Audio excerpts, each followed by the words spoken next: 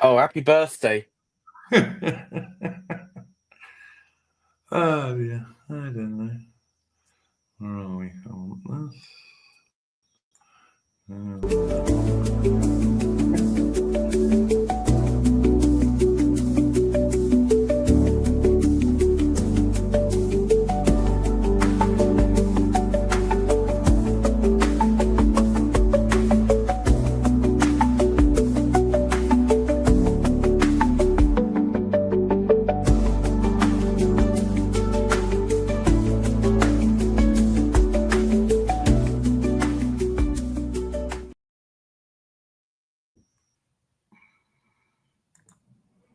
Okay. God, I'm being boomery today. Good evening, ladies and gents, and welcome to Splendid Isolation History number 6. We've actually got two completely different subjects this evening. We're going to cover the Riel Rebellion in Canada of 1885 and also the Profumo affair in Britain in 1963. But before I do any of that, let's start us off with a bit of a tune. Take up the white man's burden, send forth the best ye breed. Go bind your sons to exile, to serve your captives' need. To wait in heavy harness on flooded folk and wild. Your new God's sullen peoples have devil and have child. Take up the white man's burden, in patience to abide, to veil the threat of terror and check the show of pride. By open speech and simple, 100 times made plain, to seek another's profit and work another's gain. Take up the white man's burden, the savage wars of peace. Fill full the mouth of famine and bid the sickness cease. And when your goal is nearest, the end for others sought, what's love that heed and folly, bring all your hopes to naught. Take up the white man's burden, no tawdry rule of kings, but toil of serf and sweeper, the tale of common things. The ports ye shall not enter, the roads ye shall not tread. Go make them with your living and mark them with your dead. Take up the white man's burden and reap his old reward. The blame of those ye better, the hate of those ye guard. The cry of those ye humor are slowly towards the light. Why brought ye us from bondage, a loved Egyptian night? Take up the white man's burden, ye dare not stoop to less, nor call too loud on freedom to cloak your weariness. By all ye cry or whisper, by all ye leave or do, the silent, sullen people shall weigh your gods and you. Take up the white man's burden, have done with childish days, the lightly proffered laurel, the easy ungrudged praise. Come down to search your manhood through all of thankless years. No age with give or wisdom, the judgment of your peers. Take off the white man's burden,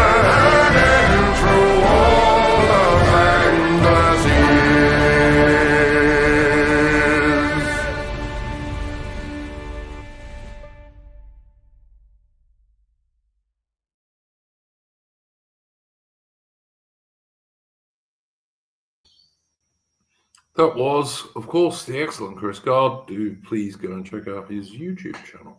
We're live on X and also on YouTube, and we are live on X. I just checked. Good evening to my guests, AI and Arron Hook. How are you going this evening, gents? Good evening. Or I should say it's morning for me. It's actually my birthday today, and I stopped celebrating my birthday quite several years ago because as you get older, you just don't want to celebrate them.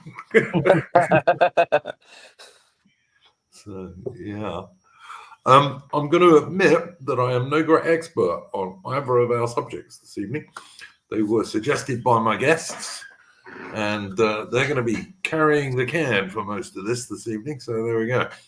I would just point out to people, if you want to support the channel or if you want to ask a super chat question, which we will answer at the end of the relative segments, you can do so via the entropy link, which is pinned on YouTube at the top of the chat. So you can use that if you would like to. We're going to start off with the Riel Rebellion in Canada in 1885. And so, AI, take it away. Yeah, so we're going to be covering the Riel Rebellion, or known as the Northwest Rebellion. So people may be familiar that you had various after 1812 and just before and during the the Confederation of Canada. So the establishment of the Domain of Canada. You had various small conflicts, and it really escalated, Iron Duke and Aaron, when you had the westward expansion. So going into, and at this time, of course, you had Just to an let you know, American. AI, I've just put up a slide which shows you Canada in the 1880s. Yeah, A that's map. great. So that is the Dominion at the time, because at this point Canada was a Dominion. They had a parliament. You had Prime Minister John Macdonald, who is features very heavily in the he's Prime Minister at the time, but we're going to be I'm just going to talk quick about the Red River Rebellion. So this is the happened started in This was Wolseley's first campaign, AI. The famous General Wolseley, who was the model for Gilbert and Sullivan's modern Measures General. His first campaign was the Red River. Yeah. And the funny thing is, Iron Duke, is this is the last British military campaign in North America that he conducted here. So Yes. and Garnet Wolseley, or Viscount Wolseley, is a very important. I mean, he's I think he deserves a stream in on himself, but of Yes, course indeed. he is just before the Red River Rebellion. He was an observer in the Confederate Army during the Civil War. And he made many connections and friends with Confederate sympathizers in Maryland and Virginia. Now, if any of you have seen, I think it's the film, that's not Kings and Generals, but the other one. The Gettysburg one. Gettysburg one. There's a British officer who is an observer. That is meant to be loosely based. I think that is meant to. I think that's meant to be Garnet Wolseley. Yeah, I think Garnet Or Wolseley was a good deal less effete than that officer is portrayed in the movie. But then, of course, Americans showing 19th century British officers. yeah, he's a bit too into poetry, that one in the film. I think Garnet Wolseley. Yeah, probably a bit more grounded. And bear in mind, he had military experience. Garnet Wolseley had been wounded about half a dozen times by then. So, Yeah, because I mean, his first proper military experience was in Burma. In the Burma Wars. He had experience in the Crimean War. Crimean Opium, Indian Rebellion. So by the time he was already, as an observer, he was quite an experienced Yeah, officer, combat experience. But if you watch that movie, he's portrayed like, all these Confederate soldiers are such big experts and they know what they're doing, and they're I, war. Whereas I the have a British officer who'd been in about 7 wars already, he's a know-nothing silly man.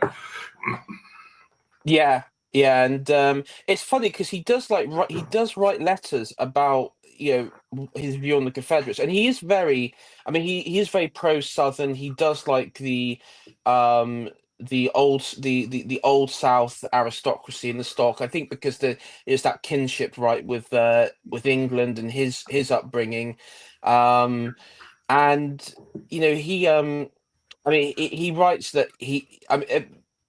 So he writes here, so was in April 1864, in which black was it colored troops and white officers were alleged by some to have slaughtered sort of people at Fort Pillow when it had been called. Wolsey wrote, "I do not think the fact that one half of a small garrison of a place taken by assault was either killed or wounded in advised any unusual bloodthirst on the part of the assailants." And so what he does is he's sort of just he does like break down a bit of the myths, Yankee myths, you see, because in that. And to be fair, you're right. There's sort of a guessing here that because of his relations with Robert E. Lee and Stonewall Jackson, he does more than just observing. He gives them, like at Antietam, for example, he does like um give them a lot of advice, let's say, like in positioning on the battlefield. Well, Wolseley was never backward in coming forward anyway, but yeah. Yeah. So anyway, yeah, that's one key figure in all of this. In the Red River rebellion, he doesn't actually feature in the Louis Riel rebellion, the Northwest Rebellion. That's the main No, subject. But because by this time Canada had taken over its own defence with its own militia, and that's right. but I think it's also worth pointing out that during the War of 1812, which actually went from 1812 to 1814, the Quebecois, the French Canadians, were very largely loyal to the British. They were not very keen on being taken over by the United States. That's But true. Yeah. But then after that, there were occasional rebellions throughout much of the 19th century. I think the first one was in 1838. Yeah? Yeah, that's right. There was, and of course you had the Fenian raids, and everything else. In But the I in mean, the 1860s, yes, the Fenian in the raids, 86. mostly former Union Irish soldiers were that's who the Fenians were for the most part, and they were defeated quite easily. And then, as you say, the Red River expedition, which was the last British military campaign in North America. And then after that, we move on to the subject of tonight's stream, which is Louis Riel and Yeah. his rebellions. And in fact, he Yeah, did so two. He did two, didn't he, AI? he did too. So the first one that led to the action of the Red River expedition by Garnet Wolseley at the request of John Macdonald of the Prime Minister of Canada, and the provincial. So what happened was that if you look on the map here, Manitoba and Saskatchewan around that had a population of people called the Métis, right? And the Métis were a mix of French and natives, uh, native Cree, Indians, mostly Cree, Cree, yeah, I believe. Yeah. mo mostly Cree, yeah, that's mostly Cree. So they were different from Quebecans. I know some Quebecan nationalists like to um, you know, uh, sort of connect the two. And there was some sympathies, but the Quebecans did view them as different. They weren't one of the same. So we'll put that Yeah, out they, there. they, they were mixed race people, and there were also, because I was reading about this last night in preparation for the stream, AI. There were actually Anglo-speaking Metis as well, who were mostly the descendants of Scottish and Irish fur trappers and so on, which is, you know, the Anglo version, or well, anyway, the Scottish and Irish version of the French who were doing that. These guys were fur trappers who moved into the interior of Canada before it was settled at all, basically, and intermarried with the local Native Americans. Yeah, that's right. There is a significant population of Anglo-Métis, they call them, Yeah. but they were smaller compared to the French one, because the French one were a bit Yes. in Manitoba in particular. And also, just a side note, if you look on the British Columbia, and if you go into Alaska, which at this point I think Was Russian. when did America purchase Alaska? I can't remember Oh now. no! By the 1880s, it was already American. It was the 60s, wasn't it, Aaron? Yeah, 1867. 1860s, Yeah, 1867. Thank you, Aaron. yeah. So, for example, you had native Russian mixes as well. So that's another side thing. You had Russian and like small Russian Orthodox communities of mixed race. Between the native and the Russian trappers, fur trappers, and whatnot. If you look at Siberia, for example, in Siberia there are peoples who are very similar to the Inuits, what used to be called the Eskimos. There are people there very similar. Yeah, yeah, very similar. You have that landmass. Yeah. So what happened was the crisis sort of took off when the new federal government, a new federal government was formed with the Canadian Confederation in 1867.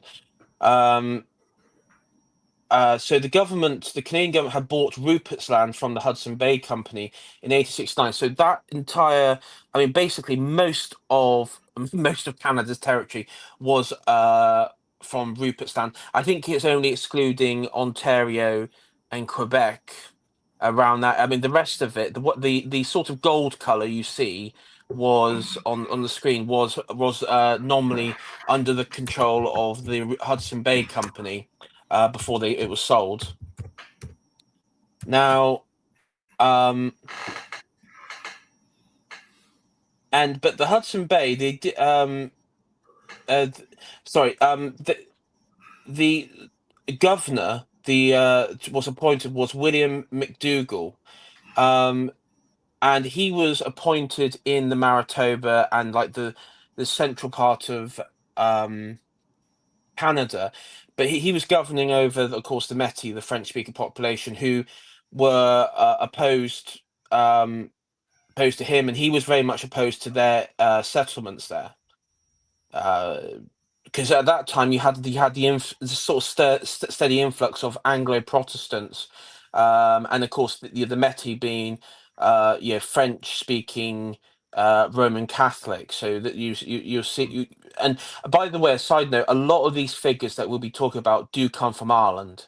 So a lot of the sectarianism from Ireland, I mean, does play out here. Yeah, but just as a lot of the so-called Anglos in Canada were actually Scottish, but yes. Yeah. Yeah. I mean, also it's worth pointing out, you're talking about very small populations. Like the whole, I think at one stage the Northwest Territory had about 11,000 people in it. And the biggest town was about 800 people. That was the biggest town. You're talking about the wilderness basically here. It's even in the 1880s, the population was very small in an enormous area. So yeah, sorry, carry on. Now, McDougall, before the actual transfer of land from the Hudson Bay to the new government of Canada, McDougall, who was the provincial governor, had sent out surveyors to plot land, and basically set up sort of the boundary system for like townships and that sort of stuff, right? This was about creating land, which would then go on to form the provincial system, right? What we're seeing on screen here. Hmm. The Now the Metis, their appointed leader was this fellow called Louis Ray, who prevented MacDougall from entering the territory. Now MacDougall declared that the Hudson Bay, basically he said, listen, Hudson Bay are no longer in control of the territory. The Hudson Bay sort of put up with the Metis and all their and their little settlements, but he said, Hudson Bay no longer controlled territory, and that this was a transfer of sovereignty, and um, the Metis created a provincial government, basically in opposition to him, which uh, invited the you know neighboring well, all the Metis representatives as one to set up their own established province in Manitoba, which was to be governed by them. And in doing so, they would be requesting, membership of Canada as its own province, free from Anglo-Protestant or influence. Oh yeah, I do apologise. I got the name wrong. Yeah, okay. um,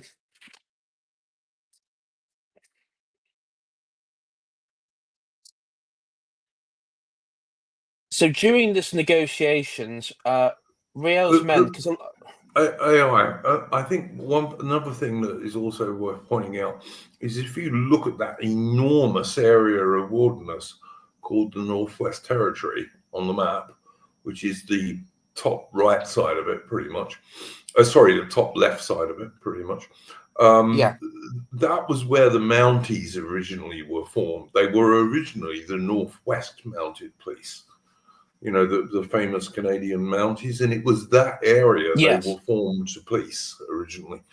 There's actually a pretty good book called Maintain the Right, which tells you the very early history of the Mounties. Yeah, and there's one person that we're going to come on to shortly, who will be a Mountie who was very much involved with the rebellion itself and putting it down, and would become quite a iconic Canadian figure. And but yeah, just to get through the Red River Rebellion quickly. So what happened was a uh, the more radical element, like Riel's men, arrested the pro-Canadian factions within Manitoba, um, who had resisted the provisional government of Manitoba under the Metis stuff, and this included an Orange man, so a Protestant loyalist called Thomas Scott. And Riel's government tried and convicted Scott before executing him. um, this caused massive backlash in Canada and elsewhere, that a Protestant would be executed kangaroo court style by these savage. I mean, I think in some of the paper cuttings I saw, it was just like you viewed them as total savages, and this is what triggered the expedition, because the audacity for a Catholic, a French Catholic, to do this. And It's not just that when I was reading about this, one of the things you have to realize is that the Metis community was also supported by a lot of guys who were actually just Cree Indians. They weren't they weren't mixed race people. Some of the Metis supporters, both during the Red River Rebellion and also in the Riel Rebellion, some of them were not mixed race people. Some of them were full-on Cree Indians, so yeah, Native Americans. So it was, to some degree, it was quite analogous to some of the things that happened in the American West. yeah, yeah, it was. I mean, the leadership throughout though were like Franco-Indian, Yeah. like you Yes. had like Yes. Yeah, like Ambrose, Le Pen, and people like that. So that were involved with this. Yeah, Um, absolutely. The leadership were these these like half French, half Indian people, but some of their um, foot soldiers, shall we say, were actually full on Native Americans. And in fact, the stuff I read about this last night actually makes a very big point about this, because these days these people are called the First Nations in Canada, and they make a lot of fuss about the fact that some of this was Native American resistance. Although, as you rightly say, all the leaders were actually half European. But yeah, okay, carry on, AI. yeah, and um, the agreement was reached by Canada, by the government of Canada, to send a military expedition to Manitoba to basically enforce the government's, the federal authority there. Um, but because they didn't have the resources or the capability at that time. Because remember, the Mounties weren't a thing yet. They were created soon after. They asked the British government for assistance, and so Garnet Wolseley, who would lead the expedition, or a colonel at the time, and and he led a through what's now what at that time to Manitoba, it was just endless forest. There was no railway connecting the Pacific coast at that time. There was hardly any roads. I mean, I think at one point in their expedition where they marched across the Canada to Manitoba, there was they were actually creating roads because there just wasn't any significant network. I know they use the They rivers also, and the lakes. I was Yeah, just going to say, the reason it's called the Red River Expedition is because most of Wolseley's transport had to go by river. yeah, and And one of his units was the King's Royal Rifle Corps, was one of the British Army units that took part in it. that's right. Yeah, and yeah, it was because it was the makeup of the expedition was Canadian militia and British regulars. Um, And when they got to Manitoba and to Fort Garry, Riel peacefully withdrew. Wasn't any battle. There was no losses really, apart from Thomas Scott, the Orangeman. That he is the only one counted um, as a casualty in all this. And Riel, he went to. I think he fled to Montana territory in the United States. And then, of course, Yep. he would. Um, this is where we get to his return. Um, about Can, what 15 years later. yeah, can I just say though, before what happened was Riel went into exile in the USA, but he stood for election, I think 2 or 3 times, and won. But he was too scared to go back to Canada in case they arrested him and hung him for the murder of this bloke you're talking about. Yes. Which he probably most likely would have happened if he returned to Yes. take up his seat or something. So yeah. Yeah. I mean, yeah, it wasn't unfounded. And so now we get to the Northwest Rebellion. So 15 years later, you have you have the Mounties.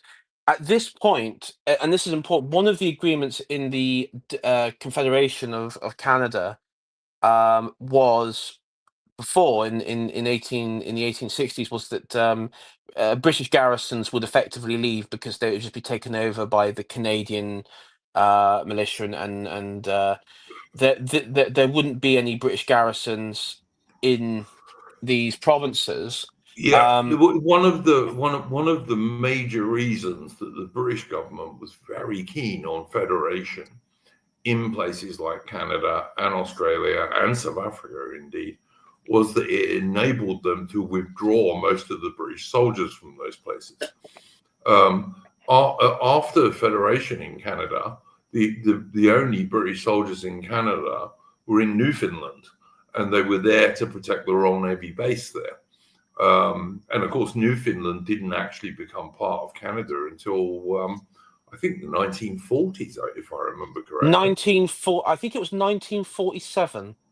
I Sounds think. about right. Yeah, Yeah, 47, 49, somewhere around yeah, then. yeah. But For yeah, people watching, looking at the map, that is the grey portion on the map there.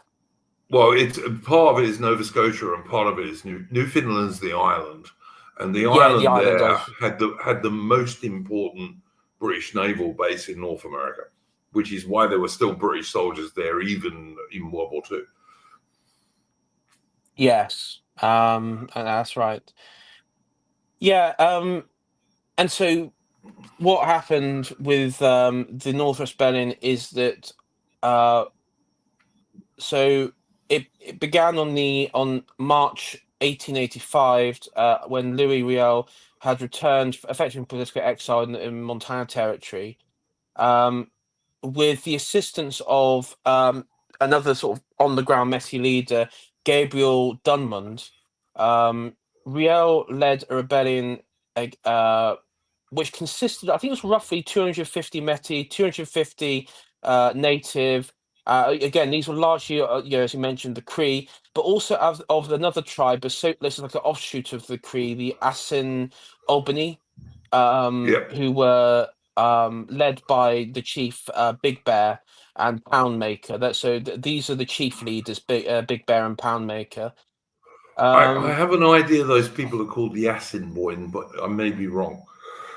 it could be the Assiniboine. I know they're basically Cree. They're sort of just like an offshoot. They're from like the Hmm. same sort of thing, but yeah.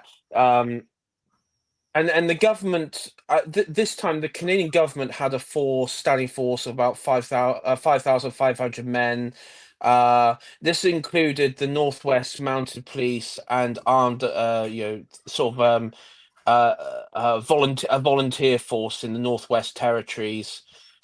Um, and so what happened is when he returned from exile, the rebels seized settlements in sort of northeast and central Alberta, in Saskatchewan, and this was the list here. It was Fort Carlton, Fort Pitt, Battleford, and Fort Frog Lake.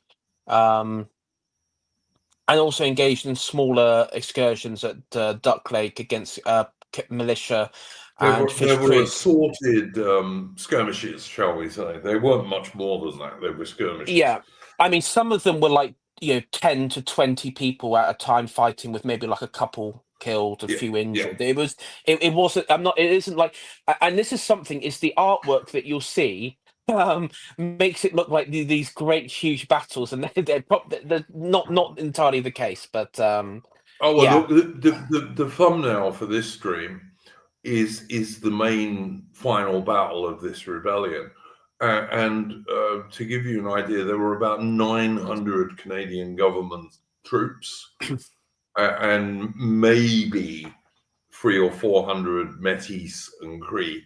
So yeah, this is not a gigantic battle, but but that one was by far the largest action of any of them. No. And the Cree and the Métis did, or the Cree and the Assawali, the native allies of the Métis, did they had small victories at Cut Knife, at Frenchman's Butte, and Loon Lake, against these militia forces, and um, but of course the main battle that it was so this I think the rebellion itself, or sort of on the fourth day, was at the battle. I put up a picture, which is a photograph of some of the Canadian militia on the march towards this final engagement. Yeah, and it's important to remember. Actually, the funny thing is, there is photographs of this because this was at a time when we did, of course, we had photographs of this sort of Yeah, stuff. So, easily. This is easily, yeah, 1885. So yeah, but these yeah, guys, yeah. I presume are supply wagons that these guys are guarding. So It looks like that, doesn't it? Yeah, mm. supply wagons and And the yeah, Canadian troops were wearing their classic red coats and all this kind of stuff. So yeah. yeah, and you can see the the white sort of strappings and everything. So that yeah, this would have been uh actually the guy. Oh no, that's just there's a chap. Oh, okay. The chap leading the ox there. That's he's. Oh, he hasn't got a shirt underneath. I wonder what. I was a bit confused about what he was wearing then. um. Right. He's probably just the wagon conductor or something like that. I would imagine so. Yeah, he doesn't. He's that. It was a bit. I was wondering what on earth he was wearing. Then I was trying to. I was thinking that's probably the black and white. Yeah, you have to. But you can imagine how slowly these guys were moving if their supplies are on wagons pulled by two oxen. They're not going to be moving very quickly, you know. Yeah, yeah. I mean, God, that is the problem with this. It was a very long, arduous process to But get. by 1885, I think I'm right in saying AI that some of the railway was completed by then. So a lot of these troops were able to go quite a lot of the way towards the rebellion on a train, but then they had to get off and use things like these wagons pulled by a couple of oxen, which would have gone at the snail's pace. Yeah, it went. I mean, by then, I think the rail network really went up to Manitoba, and one of the biggest legacies that the Canadians laud is the fact that this, the defeat of this rebellion, they were able to complete the sort of Atlantic to Pacific Railway, to like the American completion from what was it from Chicago to San Francisco, right? That sort of stuff, and Uh-huh. yeah, so that was a big that was sort of like a big sort of national pride for the Canadians that they were able to complete that. And I mean, to be honest, given the terrain of Canada, I can understand why they'd want a railway across it. I mean, even today, the north of Canada is mostly wilderness. It still is, you know. Yeah, no, true. And it's funny because America, they went highways, right? Yeah, that became their thing, especially in the 50s. It was the interstate highway. Canada still has like a relatively decent rail network. Well, they did do up until recent times. I don't know what's like under Trudeau now, or Hmm. what was under Trudeau and Carney, Carney now. I don't know what it's like, but they did have a decent rail network. Yeah, I'd also just point out one of the reasons they used oxen rather than horses, and the same thing happened in South Africa, by the way, is that oxen can be, you don't have to carry fodder for oxen, they can graze. But the disadvantage of that is, first of all, they move a bit slower than oxen. And second of all, you have to give them like 6 hours a day to graze. So you can't move for 6 hours. Yes. So yeah, there's swings and roundabouts on using oxen, but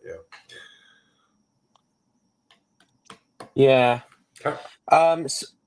So the should we talk about the battle? Yeah, go for it, mate. Yeah. So the Battle of Patouche. Sorry, Batoche. Yeah, hang on. Let me just, I'll put up a picture of the vowel if I can So find this it. took this didn't take place in Manitoba or Alberta. This took place in Saskatchewan. Yeah. And this was um so this was the the battle that decided the rebellion, that sort of crushed it, and also crushed the government, this government under Louis Riel and Gabriel Dunmond, and so the commanders of the battle on the Metis side, as I mentioned, was Louis This is Riel and Gabriel Dunmond. AI. I put up a map of the battle to start with, and Yeah, you can great see stuff. you can see the camp of the Metis and what have you was down near the river, and they were occupying all this forest and scrub with rifle pits. They had rifle pits in them, and some of the Metis and the Indians who were supporting them were on the far side of the Saskatchewan River and were firing across the river at long range at the Canadian troops.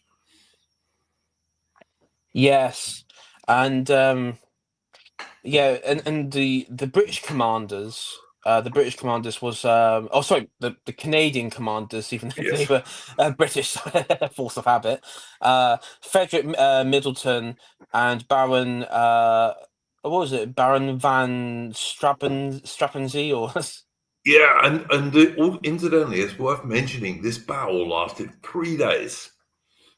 Wasn't over in one yes. day. It lasted 3 days.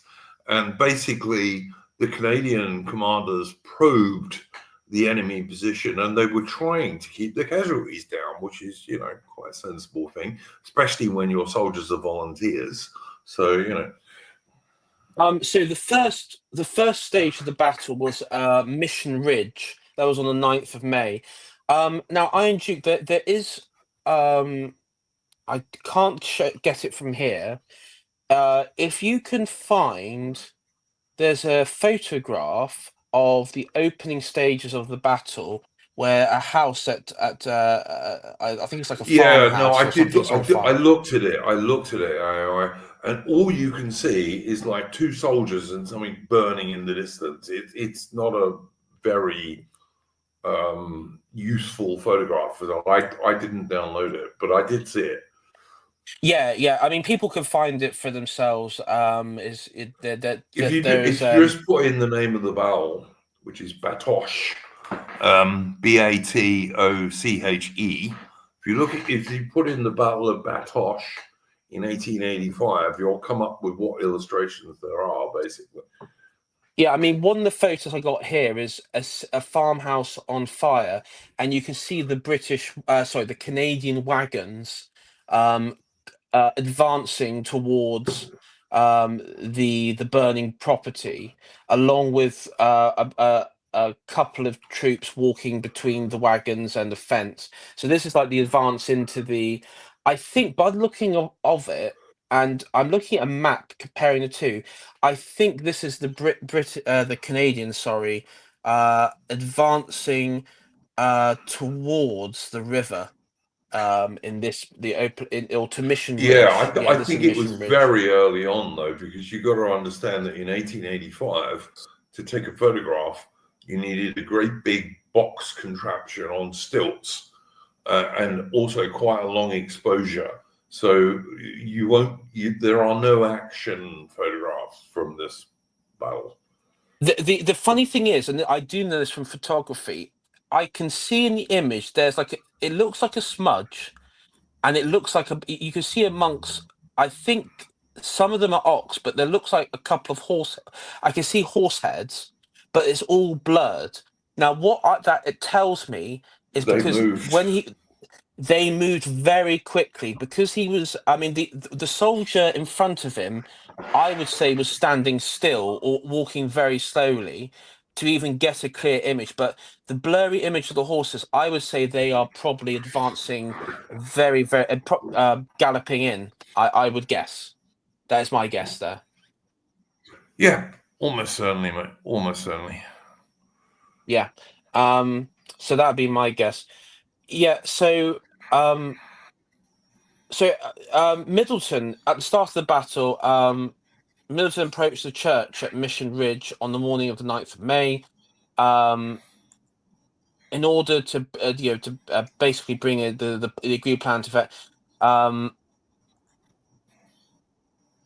and so the Metis in two houses to the south of the church and the church itself began firing at Bolton's scouts. So this was the irregular Canadian cavalry. So the image that I'm telling you, I was explaining to you now, where you see cavalry charging in and the fire, they were probably the ones that would have been under fire by the Métis from those two buildings.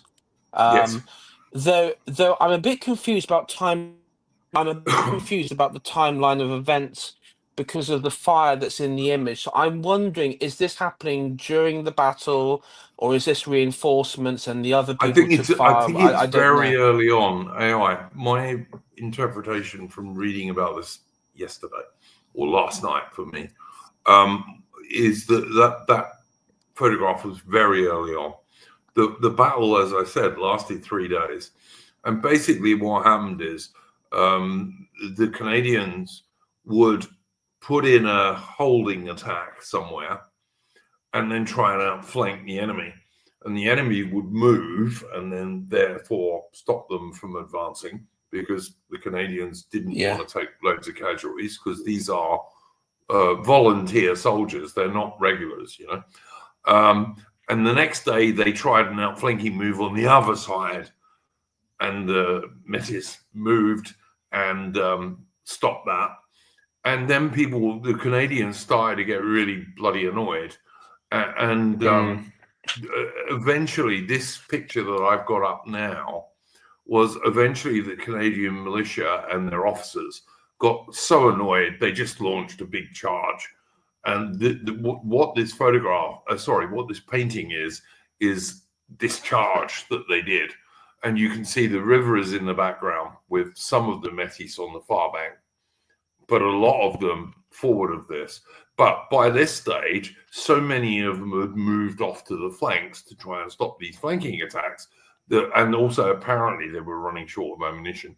There was no way they could stop this charge because it was just basically all the Canadian militia charging forward together, which is what this picture shows.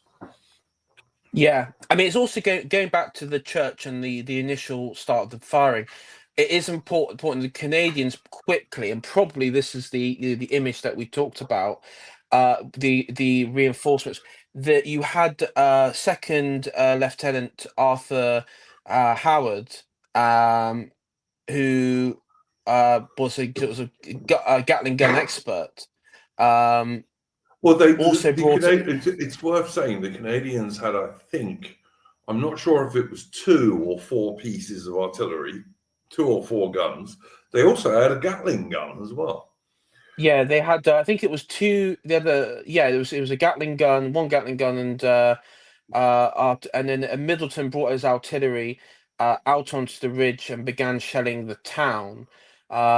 And that was basically just to sort of like force them out. Um, and they did, they did advance past the church, got about half a mile before they came under heavy fire on the trail.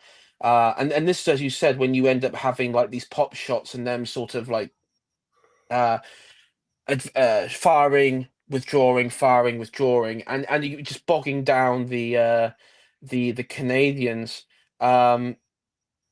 It resulted in the cavalry that we see on the photograph. The irregular militia cavalry. Um, were deployed, the ones that were deployed there, they ended up being, I think, dismounted because it was at that point because it was being bogged down. They couldn't remain on horseback. Well, to Uh, be fair, they were more mounted infantry than cavalry, but yeah, okay. yeah. And what was it? The 10th Royal Grenadiers, from the militia from Toronto, were in the center, and with the 90th Winnipeg Rifle Militia.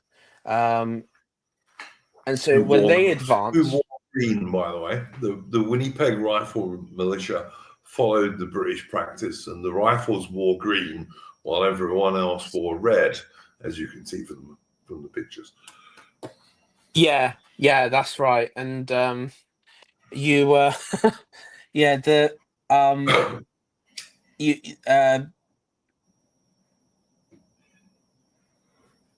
Like Canada, Yeah, even today, has its own Highland regiments who wear no, yeah, kilts in full dress. yeah, yeah. You see it on like on the parades and stuff, even to this day. Um, and and this is where they had Howard left the Gatling to protect the artillery. The infantry of the Midland Battalion militia from Ontario were then put placed as reserves near the church, which because the church that was being that they captured then became basically the field hospital for the Canadian uh, military at that point. Um, and then this is when the Metis actually did a surprise rush of the artillery. Um, but this is when Howard used the Gatling gun to repel repel. Now, according to here, there's one letter who was saying it got very close, as in he was firing point blank Gatling into the Metis that charged. So that was quite a close call in that one.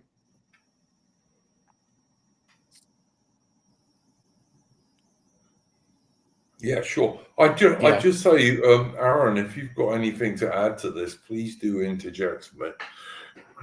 I don't know too much about this, so I really can't add anything, to be honest. No worries. No. Yeah, then as you mentioned Iron Duke, the following day was the probing attacks where um the Metis just tried to advance, were constantly turned back by fire. No ground. I mean, at this point, throughout this whole, there was no ground gained by the Metis at all. The Cree, there was no significant ground. Um, uh, there was, I think it's fair to say that some of the Canadian officers thought that Middleton, who was the commander, was being too cautious. Certainly after the first 2 days of this fight, he was having people shouting and swearing at him and saying, look, if we're going to win this, we need to go and bloody well win it.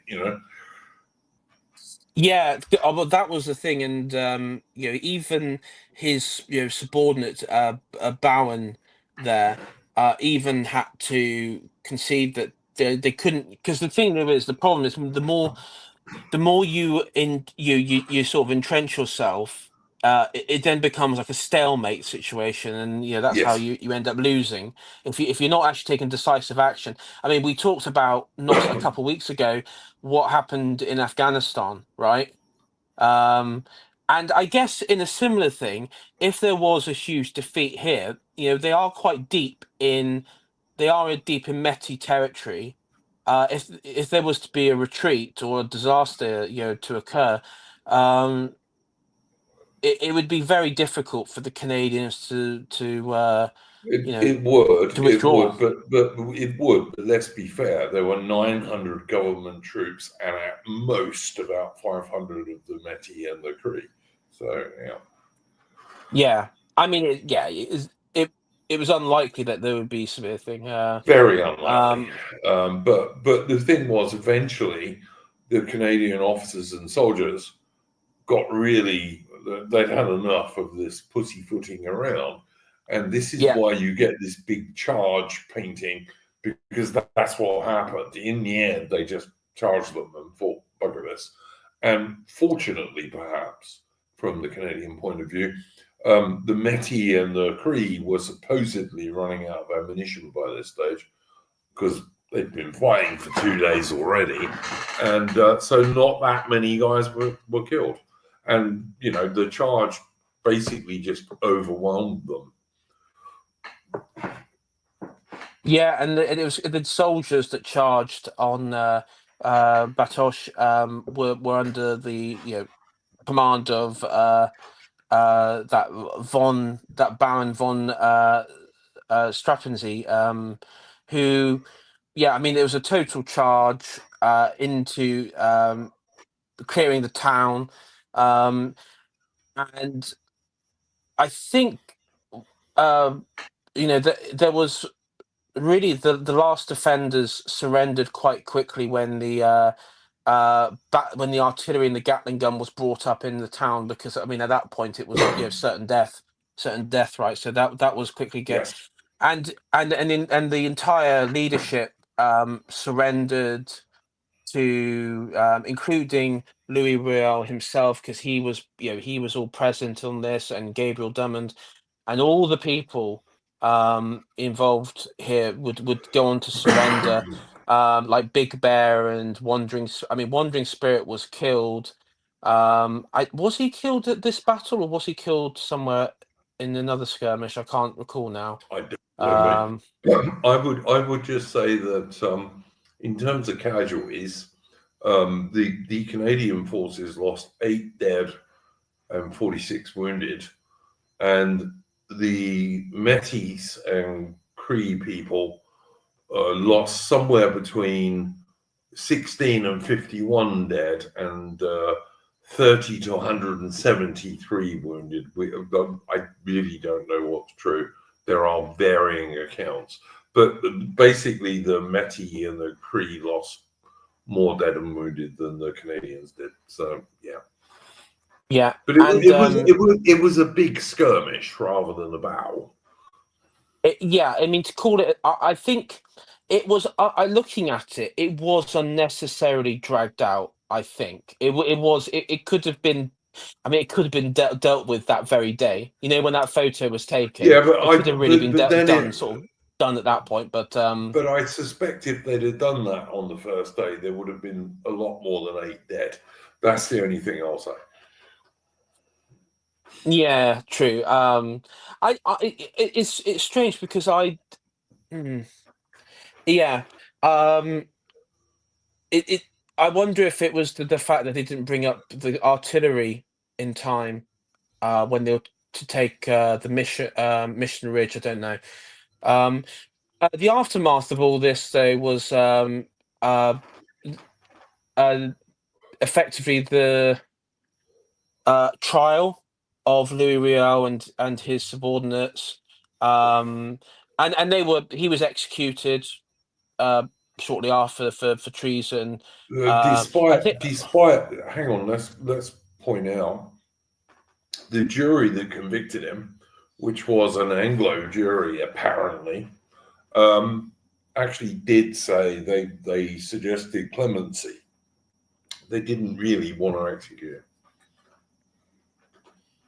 yes, that was the decision of the court. Well, it was the decision of the court.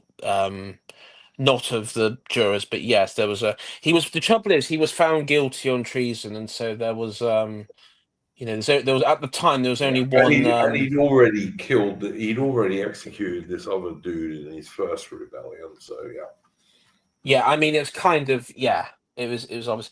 I mean the Poundmaker and Big Bear were sentenced to prison. They weren't executed. The Cree chieftains they were imprisoned, and uh, It's also worth pointing out that one of the reasons for the rebellion was that Riel and the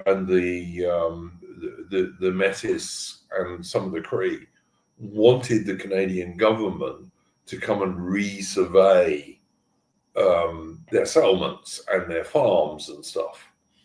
And yeah, after the rebellion, the Canadian government did exactly that. They came, they did resurvey the settlements and their farms and all this sort of stuff.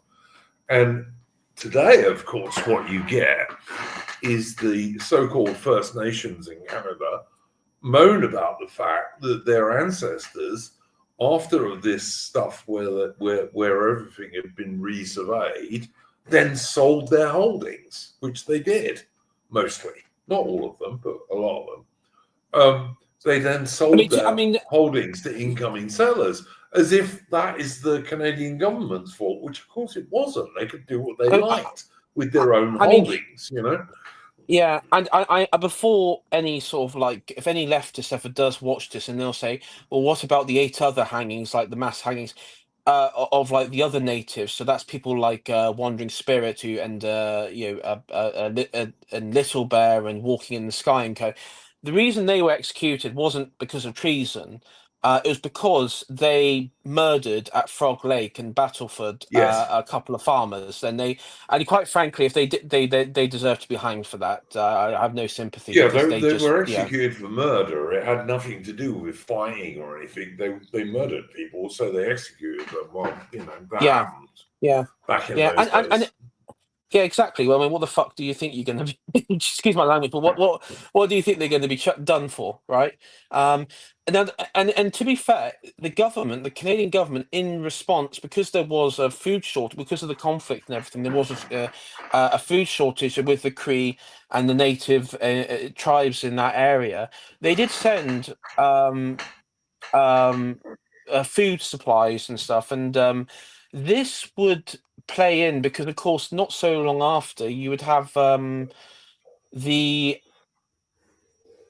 uh, the sort of arrival um, of the Canadian Pacific Railway, who um, were kind of, I mean, they played a role in the troop transport, right? Yes, Uh, in the initial rebellion.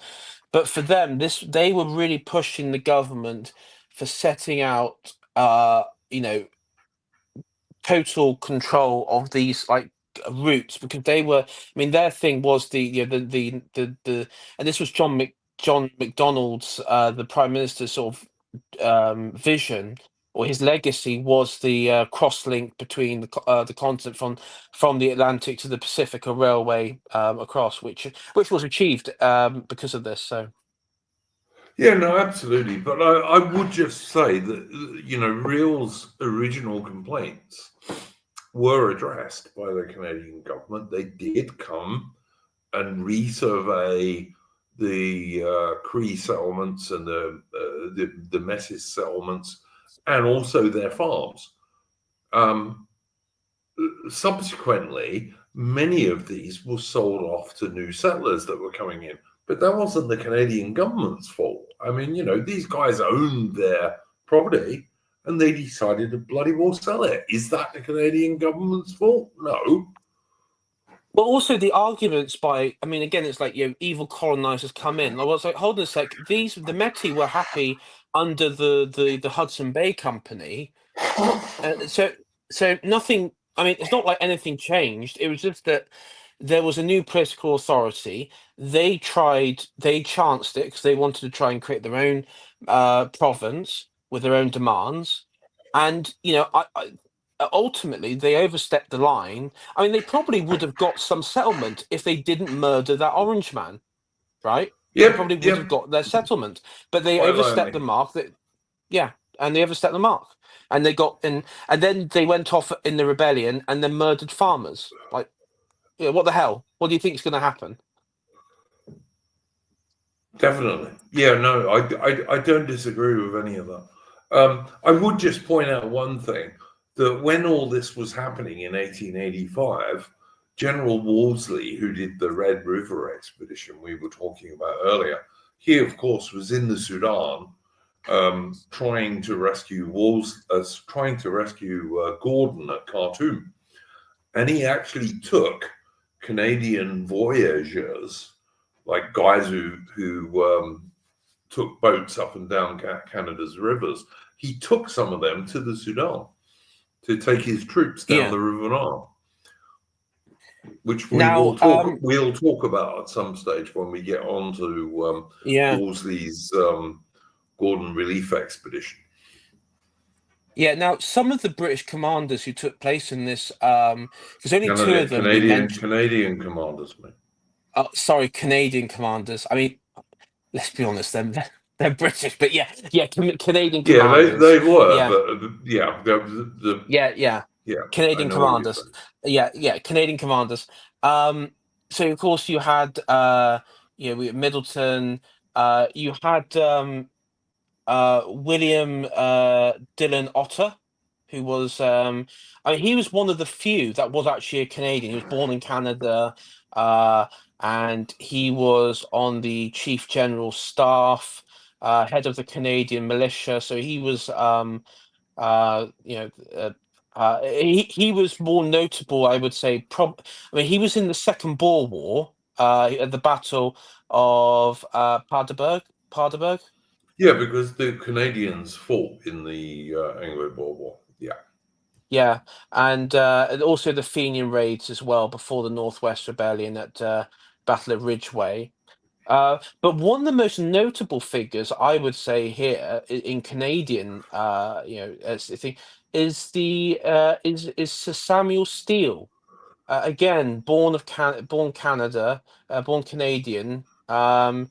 And again, he was present in the Fenian raids. He was present at the Red River expedition, and he was um, the it was instrumental. He was an officer at the Northwest Mounted Police.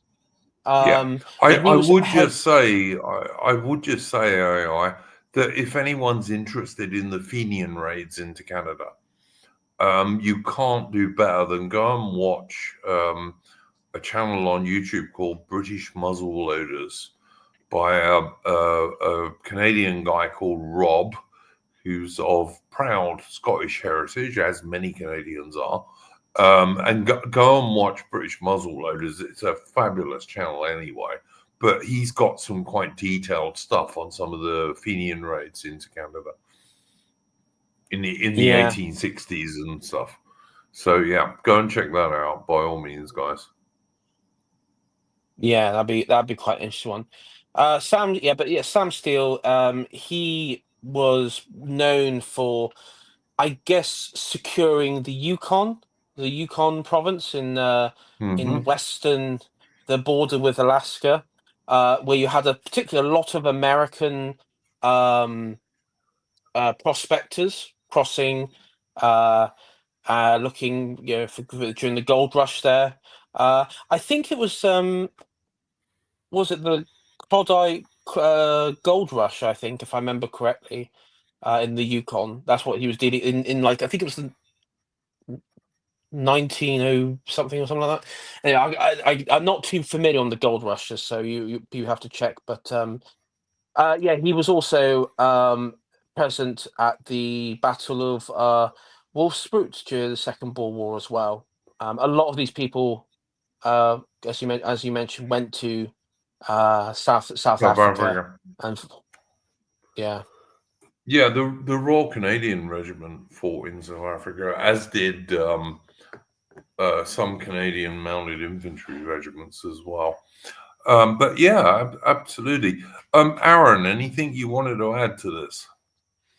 Not really. As I say, this isn't a historical event I know a great deal about. All right. Well, look, I'll just say to people, if you want to ask us questions about this, you can send us a super chat via Entropy, which is pinned at the top of the chat. Any final thoughts, AI, on this subject?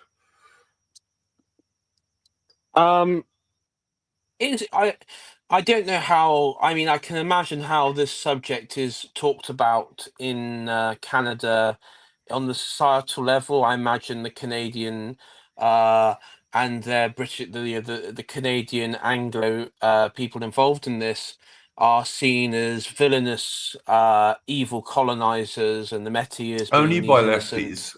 Only by lefties. AI. Yeah, but I mean, let's be honest, they sort of control the whole, the Oh whole, yeah, they do. Yeah, yeah. yeah, The mainstream media, many of the politicians, the yeah. intelligentsia in air quotes. Yeah, those guys absolutely. But I mean, if you look at it fairly, it was just it's what happens when you're forming a new nation, basically. Yeah, and also, I mean, the Canadians could use this as a dunk, on the Americans, because you know we beat them in Northwest. What happened? What happened with Custer? Eh? Endeavour could go. Yeah, what happened with Custer? Well, Anyway, yeah, no, I that's certainly to some degree true. Yeah, no, I don't disagree with that. But yeah, yeah, um, look, like I say, I would also point out that the Canadian government, third time I've done it on this stream, the Canadian government did actually address Riel and his supporters' problems afterwards. It did them no good, of course, because, if the Métis and the Cree sold their farms and settlements and stuff, which many of them did, somehow that is the Canadian government's fault. I'm not quite sure how, to be honest. But there you go. I mean, my overall thought is if the leadership of the Métis didn't just resort to common thuggery and murder, then none of this would have happened. But they decided to do that, and you can't go around killing Anglo-Canadians who without any recourse. I mean, today it's in today's society, if a British person or Canadian American is killed, or their death is as a result of a group or a state, It's covered up. It's covered up, and and nothing ever happens. Back then, when we had real politicians, real nations, and just real people grounded in reality, if that happened, that's it, you're done. It's that simple. Yep, don't disagree with you at all on that. I think that's entirely true. Yeah. I think that's entirely true. All right, at this point, I'm going to ask Arron to come in and tell us about our second subject for this evening, which could not be more different. Yes, this is about the Profumo affair. In fact, Luke, I've got a little slideshow to add, so if you just bear with me a second. Yeah, go for it, mate. Hang on, let me take off my ones.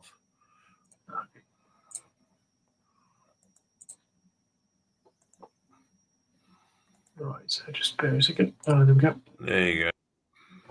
Right. I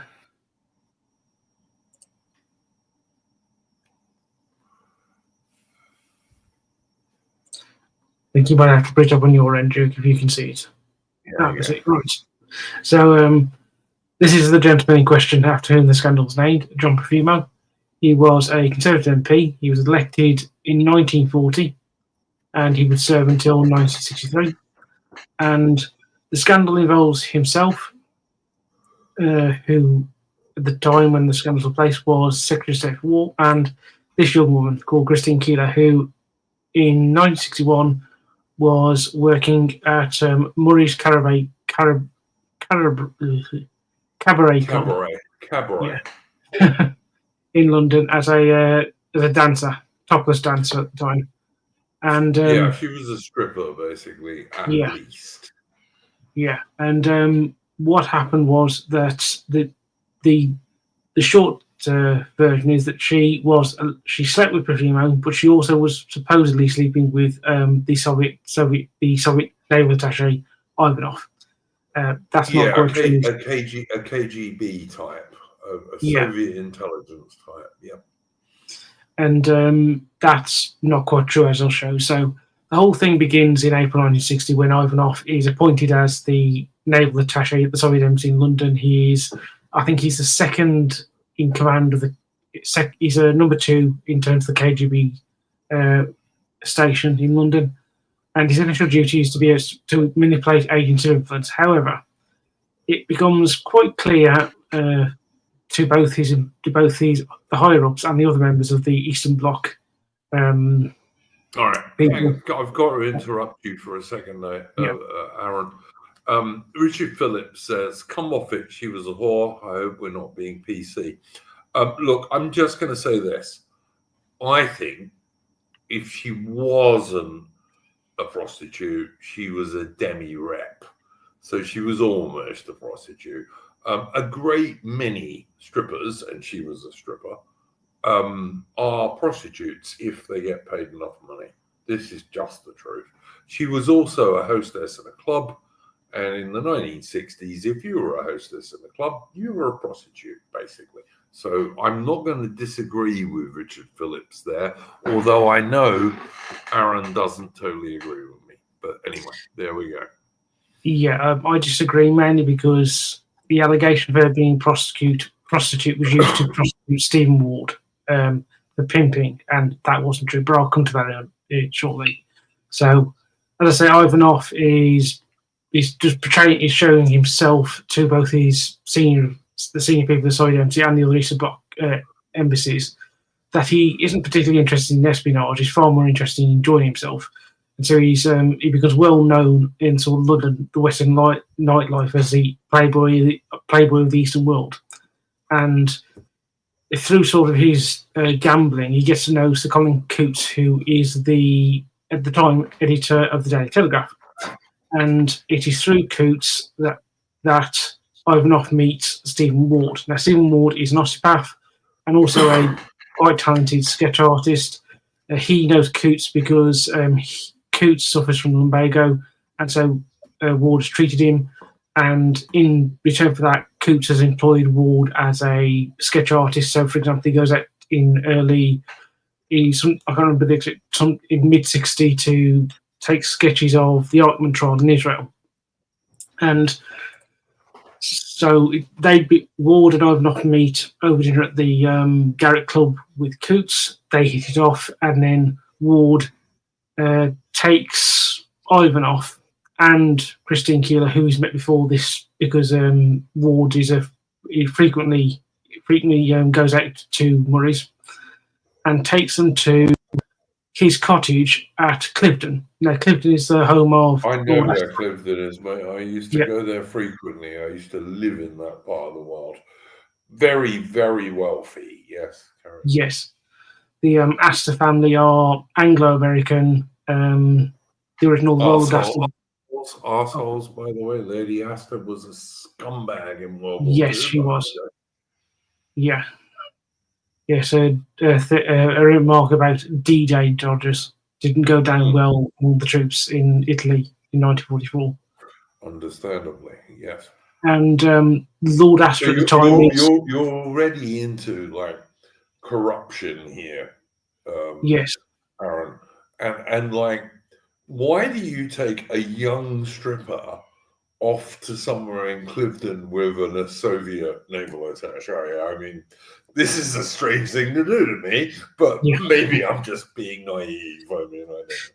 I think, well, but given Ward's sort of politics, it was more naivety on his part, because, for example, he was in the 30s a fan of Oswald Mosley, and by the time you get to the early 60s, he's making sort of vaguely pro-Soviet statements. Was he gay, by the way, Arron? I've always wondered if he was gay, because why wasn't he screwing this girl rather than the Soviet naval attaché? Yeah, that's a good question. I don't actually know why he wasn't screwing her, though he wasn't himself gay. It was alleged at the time, but there's actually no proof of that at all. Oh, so he had loads of wives and girlfriends, did he, or just? Oh yeah, no, he himself was a womanizer. He just didn't, for some reason, sleep with Keeler. Maybe he thought he went with too many men. Possibly, yeah. I sorry to interrupt, because I will let Arron, because Arron didn't speak on my bit, but I remember there was a documentary some time ago on this, and I think it was one of the bits that was suggested that there was more like he was like a father. It was like he had like this father-daughter relationship with her. That was one of the reasons why they didn't really hit it off. I don't know how true that is, but that was one thing that was insinuated, which I thought was very bizarre. Very bizarre indeed. But I'll be honest, I always thought Keeler was a very average-looking whore, to be honest. And I do regard her as a whore, to be honest, because she was, for the most part. But I didn't even think she was that cute. I mean, look at that picture. I mean, is that a good picture? Not in my opinion, but actually, anyway, whatever. I think that I think you're right, because I do know that Keeler was very much a woman with daddy issues, and so I think there was a sort of, from both ends, a sort of paternal sort of father-daughter element to it. That may well have been why Ward didn't go anywhere near her. But there was also another young woman who will also come up to this as well, Mandy Rice Davis, and they had a similar relationship as well. So it Also may a have been, whore, also a total whore, but yeah, yeah. okay. I mean, No, even more of a whore than you can prove Keeler was, but yeah. Yeah. So Ward takes Ivanov and Keeler off to his cottage on Clifton Estate. He happens to be friends with the then Lord Astor, who was the son of Lady Astor, who's been previously mentioned. He really didn't like his mother, by the way. He absolutely loathed her. For good, as you can imagine, if you think about what she did, what she was willing to say in public, what you imagine she was like in private as a mother. Oh, I can well believe it. Yeah. Well believe And it. Ward and Astor knew each other because, again, like Coots, Ward was had been a patient of so Astor had been a patient of Ward's, and so they became friends. And in fact, they were so close that Astor rented the cottage out to Ward for £1 a year. They were that close, and so Ivanov and Ward and Keeler go to this cottage a couple of times in the summer of 1960. Just object. Yeah, 61. And MI5 have sort of been, I've understand they keep an eye on Ivanov, and one of their agents who goes from the code name Woods, real name is Keith Wagstaff, talks to Ward and asks him to keep an eye on Ivanov because they are understandably concerned about the fact that you've got the Soviet naval attaché at the And house the of second highest KGB agent in Britain. Yes. And he's obviously around Ward, who has quite a number of people on his list of patients of senior, including Americans and senior politicians, and so they're understandably concerned about that. And so Ward is every so often to passing on information about Ivanov back to MI5, but from that information that's been made public, Ivanov again wasn't doing much. He was more enjoying himself than actually doing any espionage. And then we come to July 1961, and Astor is holding a party at Clifton where Profumo is there with his wife, Valerie Hobson, who This is the then British Minister of War, who today would be the British Minister of Defence. Yeah, carry on. Yeah. And also present was the then President of Pakistan. So Clifton was even then, even at that point, fine guy. I'm was, joking, yeah. So Clifton was really at that point still very much a shithole full of traitors. Sounds to me like a shithole full of traitors, but you can. Arron, are you telling me Pakistanis involved in white girl prostitution? I never would have thought. Well, it's amazing, isn't it? It's almost like they were getting ready for grooming gangs. So obviously that party's going on, and now Ward doesn't know this party's going on when he brings Keeler and Ivanov down, and there's a sort of the two parties are going on separately, and then at one point Keeler and Profumo run into each other.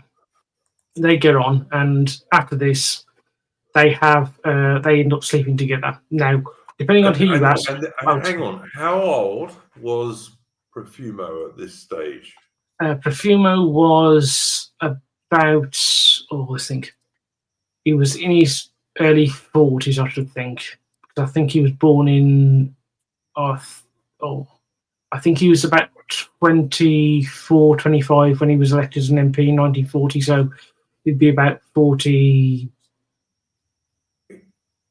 47, 48, 6, 7, 48. And how old was Keeler? She was at this point 19. Right. So this is not a normal boyfriend-girlfriend situation at all. It's to do with money and power, obviously. Yeah. Pad for us in the chat, and I'm just going to pass this on to you, Arron. Weren't there rumors that Ward was feeding info and blackmail material to the Soviets? Keeler later admitting to knowing about it. Now, Keeler came out with 5 or 6 different stories. Given, Yes. she was a young prostitute. young stripper come prostitute. She came out with 5 or 6 different stories, so who knows what's true. But if I was an MI5 guy and I saw this nearly 50-year-old bloke going out with this 19-year-old good time girl, I would have my suspicions, I have to say, I would. But you carry on, Aaron. Oh, yeah, just to mention this, there were allegations at the time, but that was almost all press. The stuff brought up by the press. There was one thing that Keeler did say that Ward suggested to her to ask about the American missiles being placed in Germany at the time. However, Ward himself said that he did say that, but it was a joke. It was not serious. Because of course it would be. I mean, that's the sort of thing I say to 19-year-old girls all the time. Yeah, always. Yeah, he was a strange man. I could see her laughing about that because she would understand anything that I was saying. You understand I'm taking the piss here a bit, Aaron, because why would anyone say that to a 19-year-old stripper come prostitute?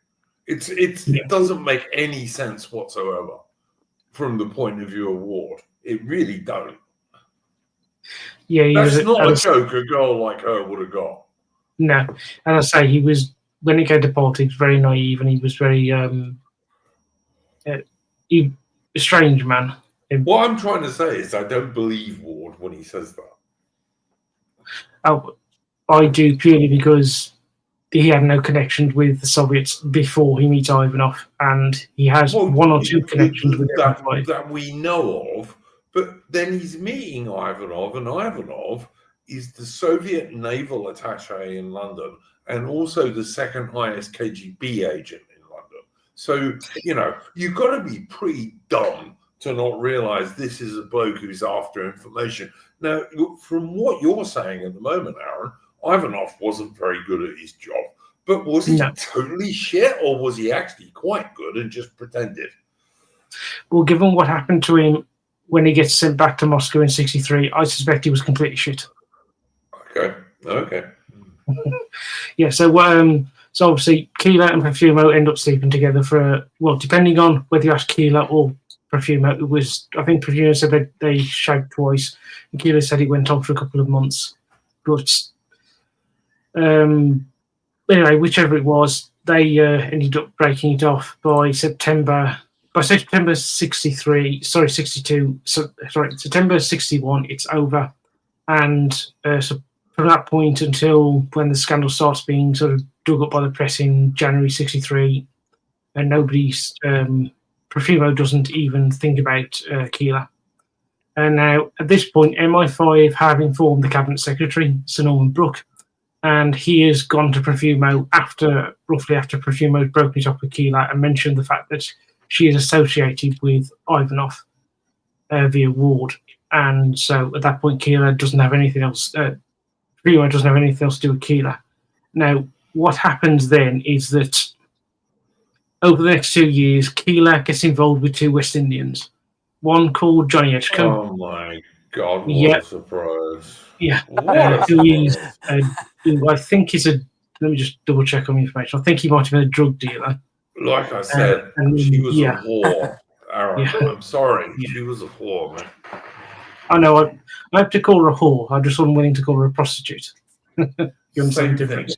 Same. Coal burner. Yeah, a coal burning whore, even worse. Absolutely right. But yeah, excuse me, guys. I've got to use the loo, but you carry on. Okay, yeah. Oh, sorry, I have just got the information wrong. The first bloke she gets involved with is Lucky Gordon, and he supplies her initially with weed.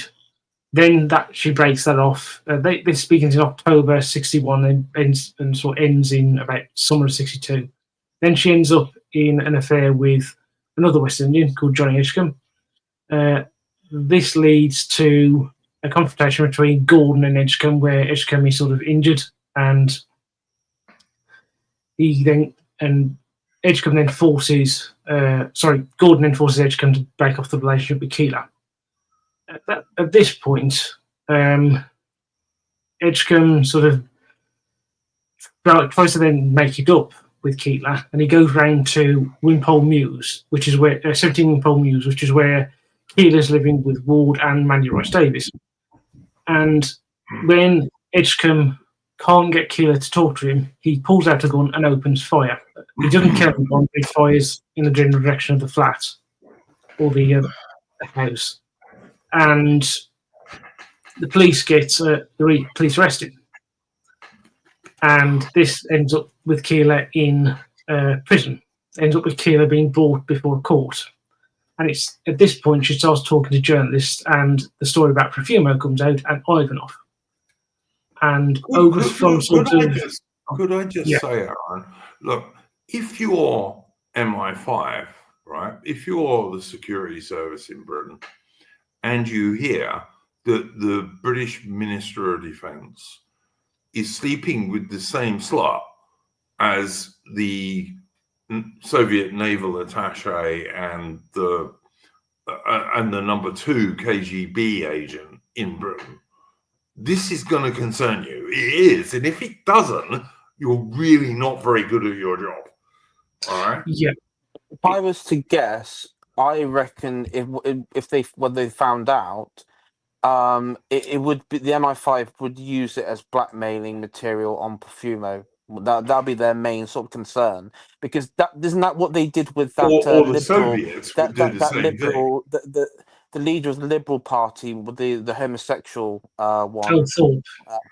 Yeah, because the MI5 had a file on him like back in the 50s and the early 60s, decades before. Can I also point something out to Aubrey Alley in the chat, who's a girl, who said that that's a fairly sexy picture. That's the picture you take of a girl who's got no breasts, by the way. That's the real thing I'd say about that picture. That's a woman with not much chest. Yeah, I never If you want to make her look sexy. I mean, what, she's 19. Yeah. I don't know how old she is in this one. I never understood. I mean, it's kind. I don't know. She's average. She's average. It is. I never got into the whole like petite woman sort of stuff, because that is kind of like pedophilic. I'm not gonna lie. I don't know. It just it's not very appealing. I see what you're saying, Ariel. You're saying that men who like women with no tits have certain problems. Yes, I don't disagree with that. Well, also being young. I mean, I don't. It's like it's also if they're very young, like very very young, like her age. That it's weird, you know. It's just really weird. Well, she's not that young. She's 19. Is not a child, mate. Let's be fair about this. But she's an average-looking chick. She's not beautiful. She's average. That's an average-looking 19-year-old girl. Most girls are reasonably cute when they're 19, you know? Well, yeah, it's just like I want them to have a bit of breast on it. Yeah, I totally agree with you. And the point I would make about that photograph, which is infamous, by the way, it's been in every British newspaper that's ever been published, is the fact that's how you photograph a girl who doesn't have any breasts to try and make her cute. Actually, Aubrey said that about the Soviets blackmailing Soviet stuff. Now the Soviets were famous for like their honeypot traps as well. Yes, you know, 100% they were. And the funny thing is, there was a interview, I think, with Frederick Forsyth, he said that the Soviets tried it on the French politicians, right? Mm-hmm. And the funny thing is, the Soviets quickly found out they couldn't actually blackmail French politicians and members of the military, because no one cared if they had a mistress. No one cared. Nobody cared. Nobody cared if they had a mistress. Yeah. So Look, that never worked for the French. All I will say before I hand this back to Aaron is that, to me, she's a very average-looking woman who doesn't have much in the way of breasts. And I have nothing whatsoever against petite women, but they need to have breasts. Okay? Sorry. Carry on, Aaron. It's quite right. I should say at this point, this picture was taken in, I think, mid to late 63, so she would have been 21. And so, starting in December with the stuff about the Johnny Edgecombe trial, police investigation into that, she then gets one of her male friends, who's called Paul Mann, becomes sort of self-appointed protector. He starts How talking to many male friends does this Yes. girl have? Yeah. And now, what then happens is Mann starts talking to the press, and amongst the people he talks to is an ex-Labour MP who absolutely loathes Stephen Ward, called John Lewis. And Lewis, in turn, informs a then sitting Labour MP and close ally to, well, he will become a close ally to Harold Wilson, who becomes leader in March of 63. Utter scumbag and one of the worst prime ministers Britain's ever had. Yeah. Which is saying something, by the way. Yeah. And just to prove how bad Wilson was, when Wilson becomes Prime Minister, he appoints Whig as the sort of intelligence supremo. And Whig, one day when he's coming to Downing Street, gets caught trying to bring in Victorian pornography. Yeah. Yeah. Oh, classic MP behaviour. And so Whig, and Whig doesn't like Profumo either, because Profumo, in a debate back in, I think, 61, they got in a set two over national service. I should say that Profumo, when he was Secretary for War, is one of the big issues he was dealing with was the transit was bringing national service to an end. So he was overseeing sort of national servicemen, the last tranche of them leaving the armed forces. Yeah, so it's important to realise, Arron, this is the period when Britain is really starting to reduce her defence spending and really making our armed forces much smaller than they used to be. Yeah.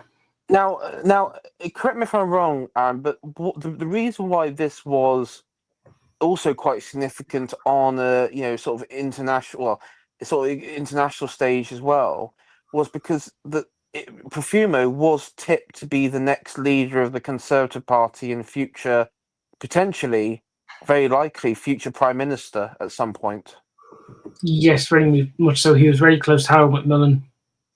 He very early on in his career, almost after he gets elected as MP for, I think somewhere on the south coast at that point, as a member of Parliament, the first thing he does is he votes in the Norway debate in 1940 that brings down Chamberlain. And Macmillan, who obviously was an anti-appeaser, remembers this, and so he very much views Profumo in a good light, and so when he becomes Prime Minister in 57, Profumo is promoted through the government, and so he's very much seen as you said, AI, somebody who could be a future leader of the Tory Party, future Prime Minister. And Alan Bastard MP says I'd give her one, but that's because you're gay, Alan Bastard MP. But there we go. Carry on. Sorry, guys. That's quite right. And now, right. So obviously, Whig then informs the Daily. Whig then keeps an eye on this and starts informing senior people in the Labour Party. At the same time, Mann convinces Keeler to go to the Daily Mirror with a couple of letters that Profumo has written, called the Darling letters. Now, the Mirror at the time was controlled by a man called... And a shit newspaper, by the way. Yes. Very left-wing. Oh, I know who it's controlled by. Yeah. Go ahead, Aaron. Oh, but by the father of the chick who's still in jail over the Epstein Robert stuff. Robert Maxwell, I think, wasn't it? Not at this point. He gets hold of the mail in about a decade's time. The man who's in charge at that point, well, he's the chairman of the publishing group, the Publishers of Mirror, but he's heavily involved in it, is a man called Cecil King. He is the nephew of Lord Rothermere and Lord Northcliffe, who were the big press barons in the first half of the 20th century. He very much sees himself in that way, and he absolutely loathes the Conservative Party, and he has a good ally in terms of his goal to take on the Conservative Party, in Hugh Cudlipp, who is the editor of the Daily Mirror. And so Cudlipp and Cecil King start going for the Macmillan government. They start putting out rumours and suggestions that Profumo was up to something. And it's at this point, Keeler is then going around to a number of other newspapers, among them the News of the World, where she's trying to. Oh my God, that was one of the most shithole newspapers Britain ever had. But yes. For that to understand what it means, if you're not British, the News of the World used to be called the News. It used to be nicknamed the News of the Screws, which it was a vile newspaper that. Well, I say you can't really call it a newspaper. It was just wasn't that Piers Morgan? That's what brought Piers Morgan up through the ranks. Yeah, that sounds about right because he's a complete wanker. But yeah, can I just say to Padfoot, who says, I don't juice clear boob man, I'm more of a leg man myself. I like women's boobs and I like women's legs and I like women's asses and I like women's faces. I even very often like women's personalities. I just like women. But that's just me. You carry on. What's about their leg? I don't get that. That's just... Oh, no, I do like women. Oh, no. Women with good legs, mate, is great. It really is. I mean, if you look at someone like Rachel Pizzolatto, who is 6 foot tall, she's got endless, like entirely beautiful legs. I mean, they're just great. But she's also got boobs. So, you need both, in my humble opinion. Anyway, you carry on. Right, and so she goes to the News of the World and she goes to Peter Riel, who is their chief crime editor, their chief crime reporter.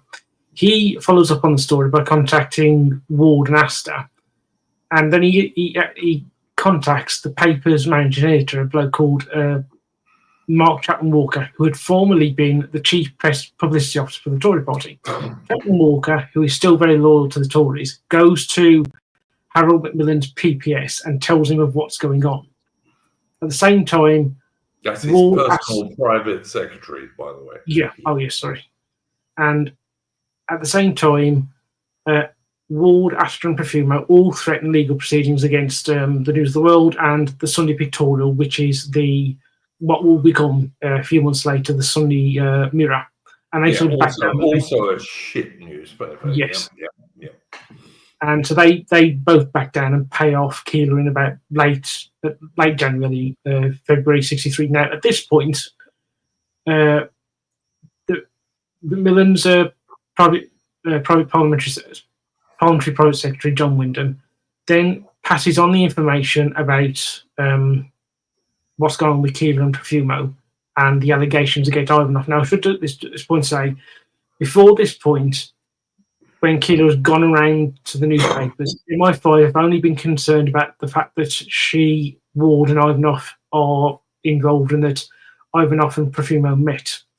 When she's with these journalists, at one point, at about 3 o'clock in the morning, when she's as high as a kite, she mentions to, I can't remember which newspaper he worked for, but a journalist saying that she once slept with Ivanov. When you say she's high as a kite, Aaron, I presume you mean she's on drugs. Yes, absolutely. Yeah, she's on weed, which the journalist is also smoking. Which in the 1960s was not all that common in Britain. No.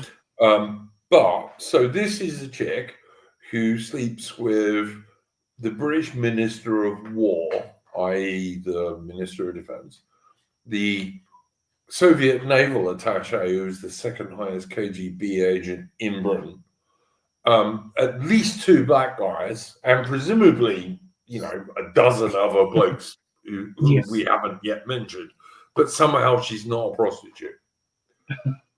I don't get that. I'm sorry, I just don't. Well, no, the reason I don't use the word prostitute is because she's not being paid to do it. Oh, come on. No. Aaron, I'm sorry. I just... No. I'm happy to call her a whore, just not a prostitute. There's a technical difference in there. Mate, I just don't believe she was not being paid for it. I just don't believe it. I'm sorry. She may or may not have had a pimp.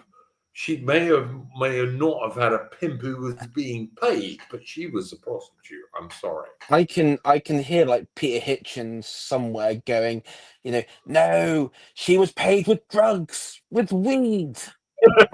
Yeah. Right, yeah, for sure. Yeah. It's just nonsense. I mean, she was a prostitute. She was also, as I believe, a hostess in nightclubs. And you can believe me, because I know about this for a fact, not from myself, because I'm actually only 60 today, not much older than that. But I do know for a fact that 1960s British women who were hostesses in clubs were basically prostitutes. They just were. And the club was their pimp, basically. So, yeah, don't worry about it. But one thing I would say is that, as I say, she claimed this single time that she slept with Ivanov. She's never mentioned it before, and she was very reticent in mentioning it afterwards, which is why I greatly suspect she did never sleep with him.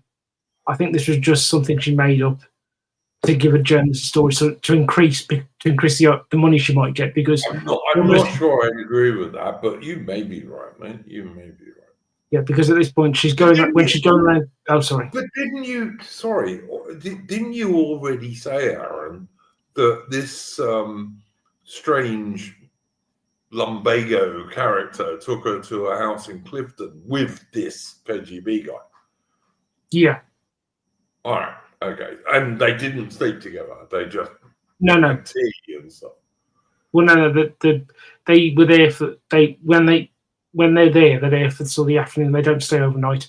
So almost no time where they actually sit. You don't need to stay overnight to sleep with someone. You know. No, I mean, come on. Yeah, no, you know, I mean that when they're with Clifton, Ward's always with them. There's no. Right, and what does that mean? Because Ward sounds like a weirdo to me. Ward sounds like a weirdo to me. I mean, you know. Yeah. He could well have always been with them, and that wouldn't stop them sleeping together either. The thing is, though, Ward is when Ward talks about this, he never mentions them sleeping together. Well, I'm sure he wouldn't, would he? He got arrested after all this. He'd be the last person who'd say, "Oh yeah, I got the chick who was sleeping with our war minister get together with the Soviet naval attaché." I mean, come on, mate. No, Duke. Before he gets arrested, he writes a letter to Harold Wilson, pointing out that Profumo was lying, and that's what gets him arrested. And he doesn't mention then anything about sleeping with Ivanov. Well, he wouldn't, would he? No, but in the press they were talking about it, and if, let's say, she had slept with him, he would have mentioned that because it would have been something else to effectively defend himself from being criticised in the press, who was also being criticised in the press. How? When he was almost behaving like Keeler's pimp? No. How would that help defend him? I just don't see this. I'm sorry. No, he gets prosecuted after he sends a letter to Wilson. I know, but what I'm trying to say is, if he'd have said I was more deeply involved in this than I'm saying, how would that have helped him? It wouldn't have. So of course he's not going to say anything about it. No. You misunderstand me, Duke. What I'm saying is, it is being suggested at the time that Profumo and Keeler are sleeping together, and Ward was involved in getting her connected up with Ivanov and Profumo. Now, Ward, if he had said Ivanov was involved with Keeler, but he hadn't gotten them connected up, he would have come out it better. I don't see how he could have done that, because if he'd have said, I took this slut and this KGB agent to my cottage at Clifton, how is that possibly going to work out well for him? It's just not. I mean, it's nonsense. Because it will prove that Profumo was lying. I don't see how. Because Profumo was threatening to sue Ward for libel.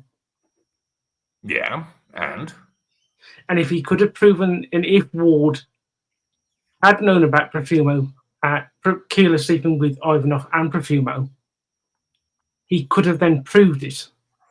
and that would have stopped Profumo from suing him.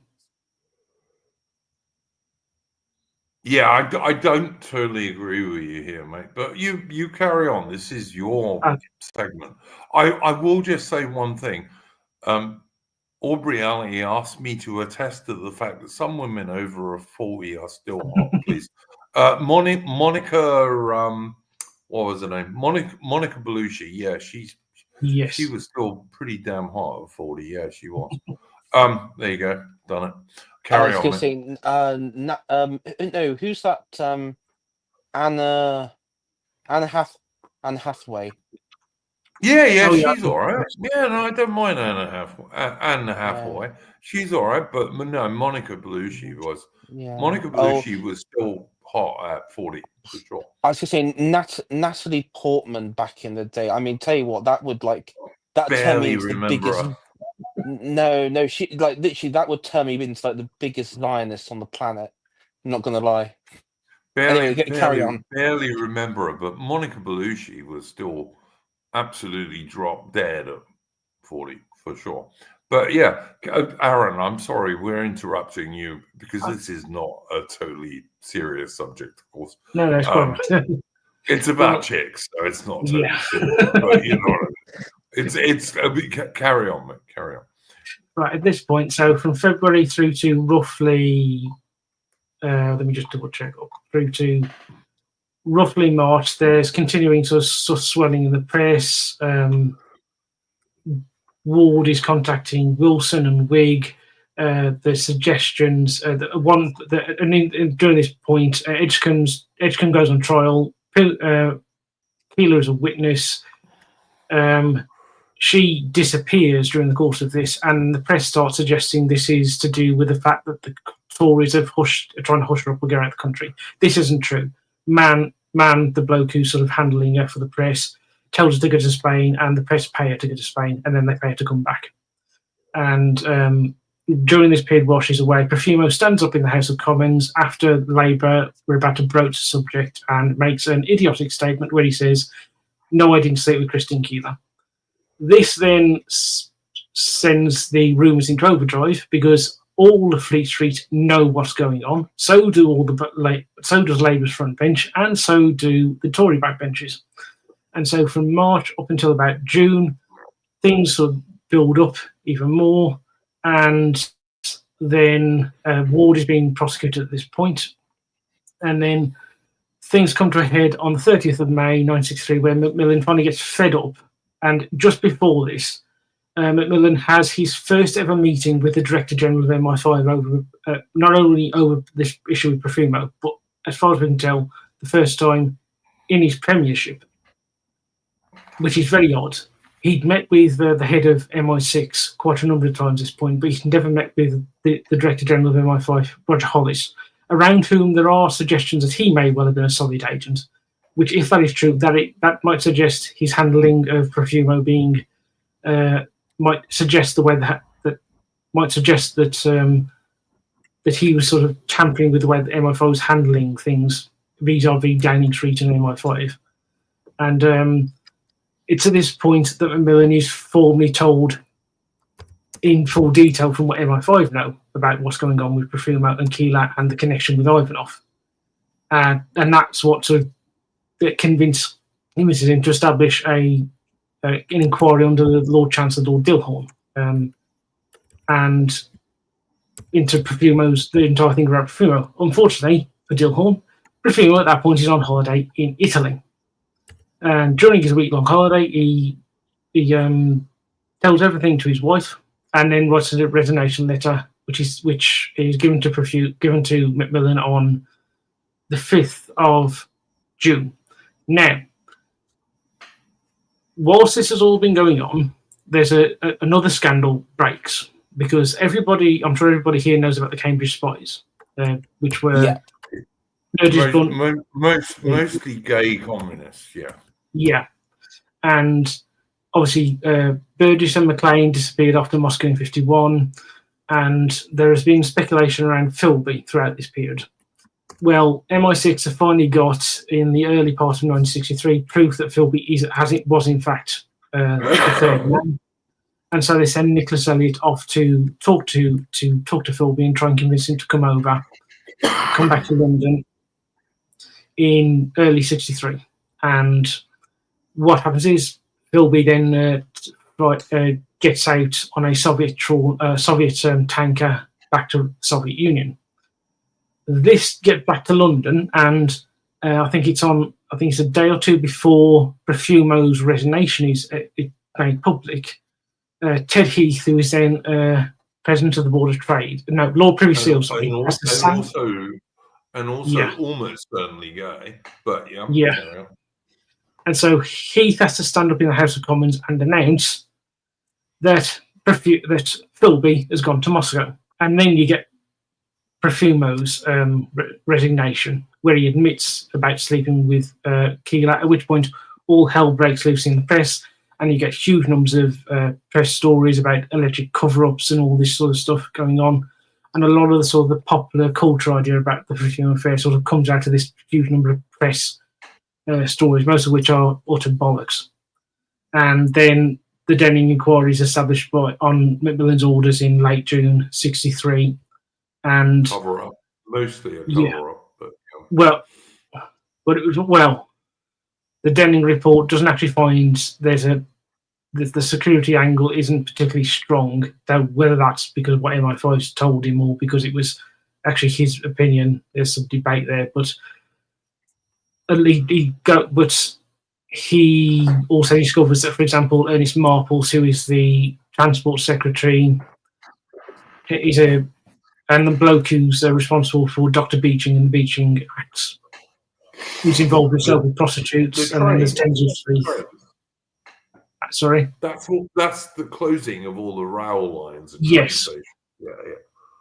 Yeah. It should be pointed out, happened to be, when he was Secretary of State for Transport, was also the shareholder in one of the biggest construction companies in Britain involving construction of roads. What a surprise. Yes. No corruption there, of course. There was no more corruption there than there was in the British Minister of Defence sleeping with the same slut as the second highest KGB agent in Britain. Yeah. I'm sure it was completely innocent and a pure coincidence. Yeah.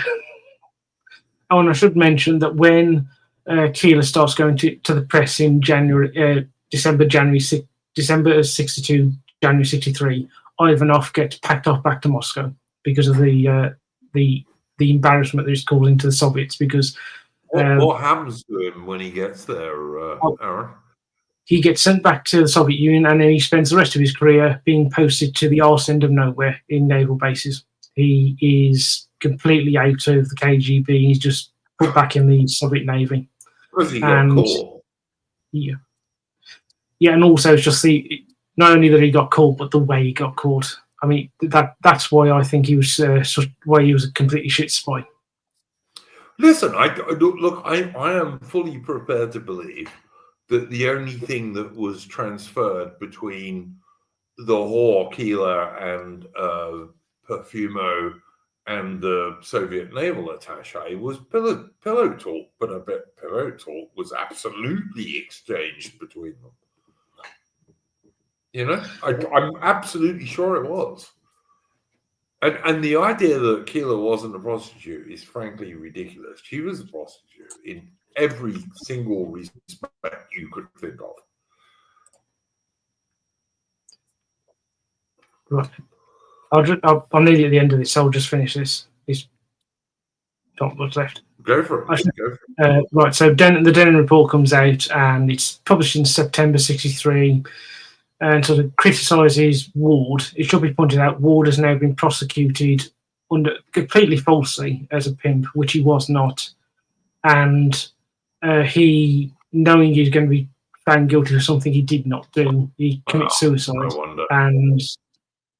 And so, when it should be pointed out, the Denning report is published after Ward's death. So Denning is going after a dead man at this point.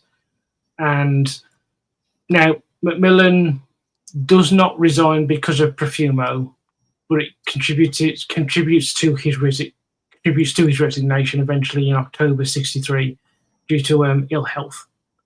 The reason I mention that is usually when the pop culture version of the Profumo affair is told, it's almost always said that the Profumo caused Macmillan to resign. It didn't. It contributed to his eventual resignation, but it didn't cause his resignation.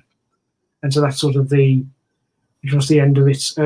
Keeler, I should point out, spends the rest of her life in obscurity, but occasionally gets interviewed when a thing comes up. So in 1989, there's a film version, which I can recommend people watching. It's a very good film called Scandal, though it's, again, the pop culture version of the Profumo affair.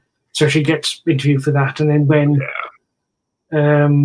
when Profumo eventually does die in 2006, she gets interviewed then. And I should say that Profumo, after his resignation, spent the rest of his career working for charities. Famously, he started at working at Toynbee Hall, cleaning the toilets. He does spend... That's the charity that is pretty lefty, to be honest, but has always been designed to get rid of poverty in the East End of London. Yeah, and I should say that pretty lefty group, to be honest. I should tell you they are now. Then they were less so. But I should point out that Profumo does not become involved in politics after this. He sticks with charity, and he genuinely does do a great deal for charity. Very sensible. And he very much, that's what he does for the rest of his life until he dies in 2006, and he doesn't involve himself in the public eye either, other than to support charity. His son wrote a book which I think was called Bringing Down the House, which I can recommend because this is sort of, you get to see the Profumo affair from his point of view, watching it, what it did to his family and his mother, and so I can recommend that. Another good book. Is he kind to his dad, Arron? He's obviously not best pleased by the fact of what he did to his mother and sort of the whole public thing, but he's also, he treats him like a man. He doesn't treat him. It's a man talking about another man, not a boy angry at his father. If you know what I mean. Okay, so his dad was nearly 50, and this was this 19-year-old girl who was giving him blowjobs and stuff. Yeah, fair enough. All right. So yeah. I must say the one thing I'm not saying you're wrong because I can't prove it at all. But I would incline to the idea that Ward was some kind of pimp, to be honest. I'm not saying he was a traditional pimp in the American sense, but in some way he was. But I could be totally wrong, Arron. You probably know much more about this than me, but my reading of watching what Ward did and didn't do is that he was some kind of pimp, but whatever. Yeah, I will just say something about the law that I can see Pete Padfaf has just mentioned it. He was called a facilitator, and the law he was prosecuted at the time, I can't remember the exact name of it, but essentially the law made it illegal that, let's say, you couldn't live off immoral earnings. You couldn't live off immoral earnings, which I don't think Ward did, but he probably profited from them, shall we say. He was all. The law also, another part of that law was the fact that if you, for example, introduced a woman under the age of 21 to a man over the age of 21, you were regarded as a facilitator.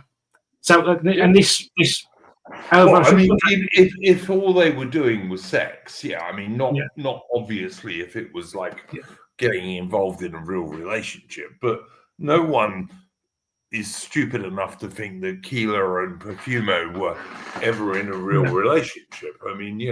Or that Keeler and the KGB guy were ever in a real relationship. Of course they weren't. It was paid for. Yeah, no. What I'm just trying to mention is the fact that under the laws that were written at the time, let's say Duke, you introduce. Let's say you are at the time 30, and you introduce a woman who is 19 to a man of 21, Then and I'm they a end up. pimp. And let's say no, you introduce them just as friends, but they end up sleeping together. You would then be counted as a facilitator under that law. It was a very, very, very broad law, open to abuse, and such an abuse was one that was used against Ward. I don't actually think it was that bad. I think if they got involved in a real relationship, they got engaged and, girlfriend, boyfriendship, fine. But if they just had sex, I see the point of that law.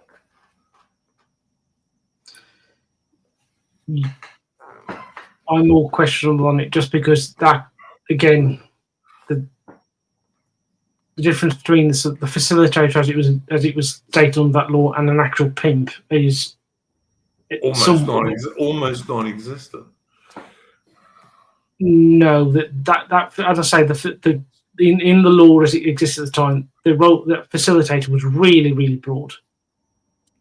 Really broad. I think Ward was a pimp, mate. I still do. All right, you haven't convinced me he wasn't, to be honest. And you certainly haven't convinced me that Keeler wasn't a prostitute. But listen, this has been an interesting take on this subject. And you know what? You probably know more about it than I do, but I can't say you've convinced me that Keeler wasn't a prostitute and Ward wasn't a pimp of some description. And I don't think it was accidental that the same whore was sleeping with the British Minister of Defense and the Soviet naval attaché and the number 2 KGB agent in Britain. I just don't believe that. It's too ridiculous. Did the British establishment cover it up? Yeah, I think they did to some degree. I really do. Oh no, they didn't.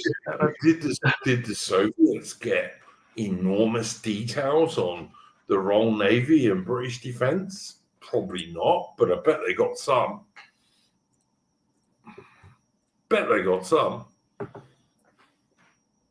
Well, given the stuff that they got after, I'm suspicious of that idea purely because of the amount of stuff they got out before. The idea that they got any information out of Profumo in any degree, if Ivanov was actually sleeping with Keeler, I think he was.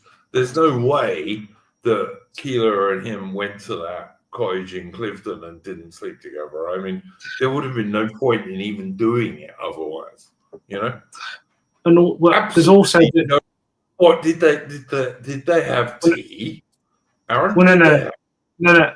What I'm also worried, what I'm also sort of skeptical about is, let's say you're right, Duke, and they did sleep. Ivanov and Keeler did sleep together.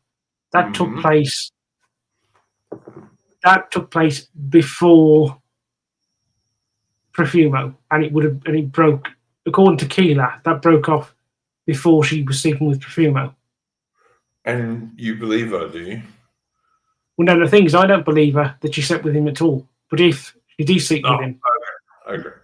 Yeah, according to her, so you think she went with this Ward character and this Soviet naval attaché stroke KGB agent to his cozy cottage at Clifton, and they didn't do anything. They had like afternoon tea or something. Yes, because Keeler, when she claimed she was sleeping with Ivanov, said she did it in London. She did not say she did it at Clifton. See, I just don't believe it, mate. I'm sorry. Why did Ward take Keeler and this Soviet agent guy to Clifton? Why? For what purpose? Because he was an idiot. No, all right. Even allowing for him to be a total idiot, all right, let's say he was one of the stupidest men that have ever been born. What was he thinking would He happen wasn't. between this particular prostitute and this KGB agent if he took them to Clifton, I beg your pardon. What did he think was going to go on? They were going to have a nice tea party conversation. Yeah, that makes no sense to me whatsoever. You know, like if this whore was some literary woman, I could possibly believe, oh, okay, it was going to be an interesting conversation. But Keela didn't have interesting conversation. She was a whore. She was a stripper and a whore. And this guy knew this. So why did he take them there? There was no purpose to do so, unless something else was going to go on. And to me, this guy was like odd enough that maybe he just watched. I don't know. Maybe he was a voyeur. In fact, what you've said to me so far makes me think he probably was something like a voyeur. But there's no reason to do this because there's no conversation that's going to be interesting. Yeah, there's not going to be an exchange of ideas. The only reason to take this little 19-year-old hooker and this Soviet KGB agent to your cozy little cottage at Clifton is something else is going to happen, you know. And frankly, I just don't believe that nothing else did. Like, what for? I mean, Because he's showing off. In what Ward's way? showing off. In The what fact way? that he has a Ward is showing to Ivanov. Look, I have a cottage on a country estate. I am friends with Lord Astor. He's showing off. The man was a show off. So why take a whore there? Because she was with him. Nah. She was living with him. I just don't believe it, man. I'm sorry. But you're believing the word of Jude. Sorry, Jude. Jude, you're telling me you don't believe that, but you are telling me you believe the word of a woman you called a whore. No, I don't believe the word of a woman I called a whore, but she was in yes, you another are. place. No, Sorry, I'm not. No, I know Jude, I'm not. What I'm Jude, telling she you is the only one. Jude. She is the only one who claimed that she slept with Ivanov. It's her word that she did that. So do you think Ivanov would ever admit that? Well, yeah, he did admit that. He claimed it in a memoir, but he also claimed in a memoir. Oh, okay. So he said it too. So she wasn't. No. You're saying she wasn't the only one. Sorry, this is a memoir where he claims he had an in-depth conversation with Profumo. His memoir is, so we say, like with Keela's claim that she slept with Ivanov, deeply questionable. And he says that in the 1990s. So are you saying Ivanov said he slept with Keela as well? Yes, in the 1990s. Okay, so two people said it. All right. Look, do you know what? I don't really care. I think Keela was totally unreliable. Sure, Ivanov was totally unreliable. I'm sure this character who got prosecuted was totally unreliable. Oh, but you know what? Keela was such a whore that she probably did. You know, she probably did. She was a total whore. You've already said she was a coal burner more than once. I mean, that is a very low woman, you know? I'm sure she slept with anyone, basically, if they gave her enough money or bought her enough presents. I don't think she cared. So, all right, and all right, you could probably say Profumo was naive. I guess you could say that if you were being kind to it. But the whole thing was a scandal, rightly a scandal. And if I'd have been an MI5 agent, I would have gone, there's something really bad here, mate. You know? but MI5 did investigate it, and they were watching it. But the thing I'm is sure that they were. I'm yeah, sure no, they no, were. yeah. I mean, but as I say, you mentioned there being a cover up, if there was a cover up, it wasn't the establishment; it was Hollis doing something because, as I say, he was suspected. So Chapman Pincher has written a book called did write a book called Treachery in 2009, I'm not a where big he, fan of Chapman Pincher, but okay. where essentially this book is a big tome where he lays out the case against Hollis, and it's quite quite a good case against him. So if there was a cover up, I personally think it was to do with Hollis at MI5 being a Soviet mole and trying to mess things up more than there being some kind of grand establishment cover up, if you understand what I You mean. may be right, mate. I just don't know enough about it. I just think that the British establishment was riddled with Soviet agents. Oh yeah, From the 1930s onwards, it was oh yeah, riddled with them. And many of them worked all through World War II to help Stalin and the Soviets, not the British. yeah, And you've mentioned quite a few of them, Aaron, like all of the Cambridge spy ring who basically lefty gay people for the most part. yeah. And Um, actually, sorry. yeah, you've mentioned quite a few, and I totally agree with you about that. Britain was riddled with Yeah, traitors from the 1930s onwards. yeah. And one thing I would just add to that is that one of the reasons why the press were really went for the story was because about a year before you had the John Vassell affair, where John Vassell had been in the Admiralty. He'd been in the British Embassy in '54 as a junior official attached to the naval attaché, and he was gay. He was caught by the KGB in a honeypot, and they recruited him, and he was passing on naval intelligence to them from '54 up until I think he got caught in early '60. And so, And let's remember about 1965, I think it was. The Soviet cruiser Sergilov was in Portsmouth for a port visit, and Commander Buster Crabbe of the Royal Navy went underneath her to go and look at her sonars and all the rest of it, and propellers and what have you. And the Soviets killed him. yeah, In Portsmouth Harbour, they killed him.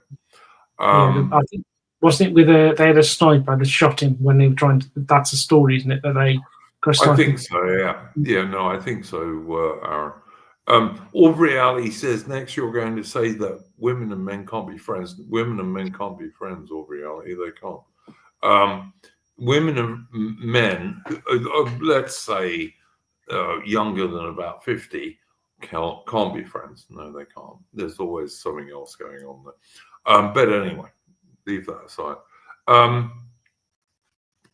But yeah, this was a very bad period for espionage. Yeah, The Soviet Union, the Warsaw Pact, actually were real adversaries of the West and NATO. And yeah, I wouldn't have trusted Christine Keeler as far as I could have thrown her with the little finger of my left hand. And certainly not unless I could have given her £1,000. So, but yeah, Profumo was a moron. The other guy, was he innocent? I don't know. Someone says, can women be friends with other women? I'm not even sure about that, to be honest with you, Duke Valentina, because often they're bitchy to each other, women. I have noticed in my many years. But yeah, I don't know. It's an interesting story, Aaron. But I mean, the idea that Keeler wasn't a prostitute is strange to me, shall we say? I think she was a prostitute, basically. AI, did you have any comments on this section? You're muted, by the way, mate.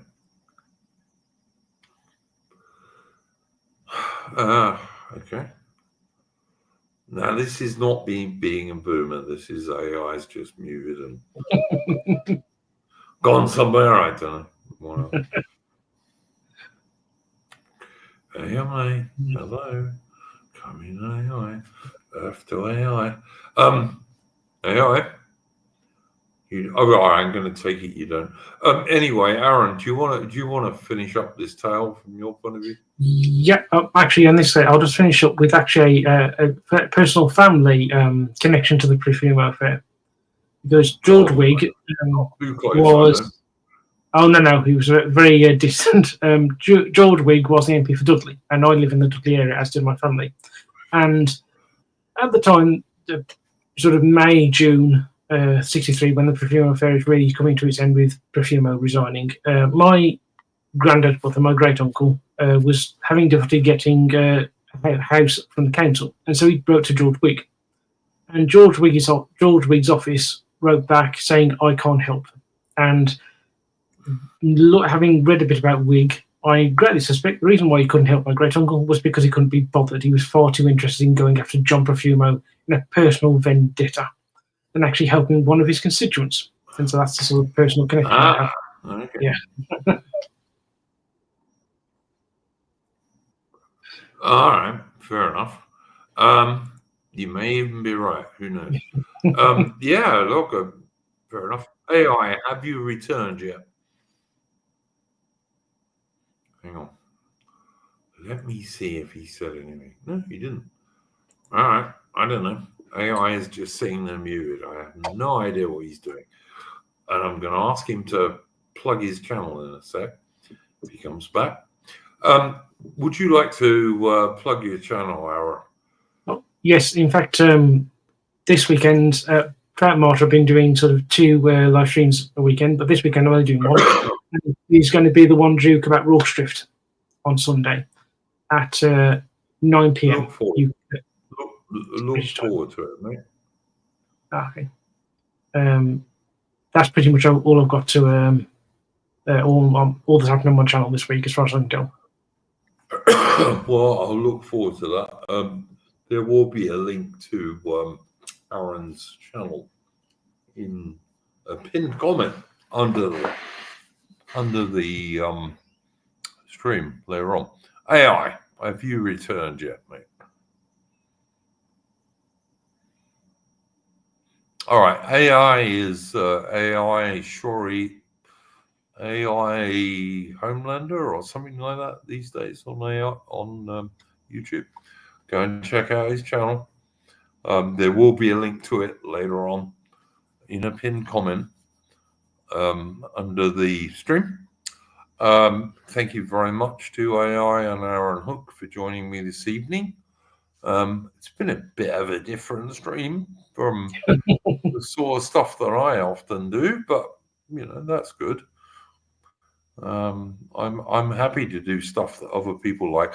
If this had been my stream, it would have been tactical aspects of the Anglo-Boer War 1899-1902, which I'm sure no one would have been interested in, or almost no one anyway. So thank you to my guests. That's cool. Good try, Jake. Been a pleasure to come on. Someone wants to know if I'll do an Irish stream in the future. I will, but it's more likely to be an Ulster stream than an Irish stream. But anyway, whatever.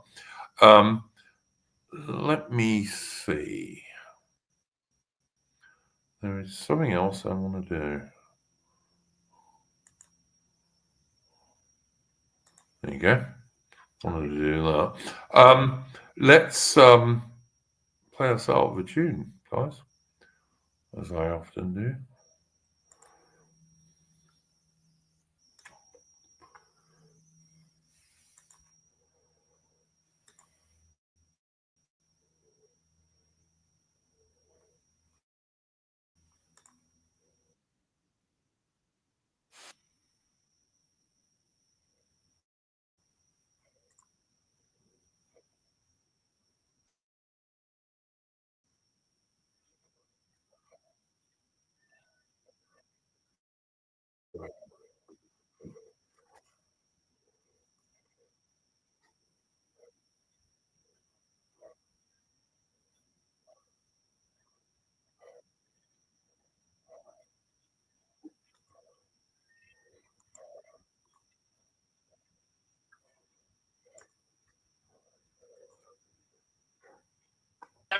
every man is out. For every man who is not sick will sure be on the route. There's sawyers and there's choppers to lay the timber low. There's swamp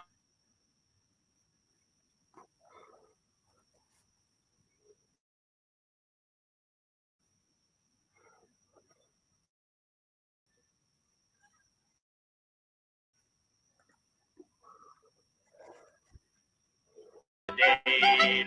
Load up me like 500 feet to the river, drive away. You're gonna hear those axes ringing until the sun goes down. Our army boys,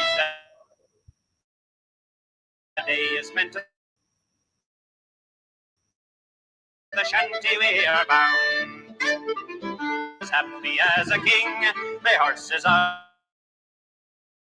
always ready, and that's just to the gad. I'm sure there's no one happy as a double-sledded lad. Shanty with cold hands and wet feet. We didn't pull off our larrigans or supper for to eat. We sing and dance till 9 o'clock, then to our bunks we climb. Okay.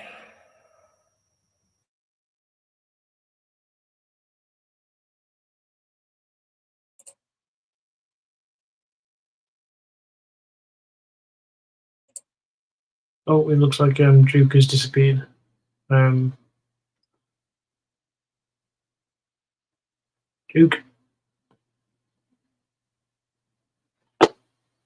Let's see if I can get him back. I'll see if he's coming back.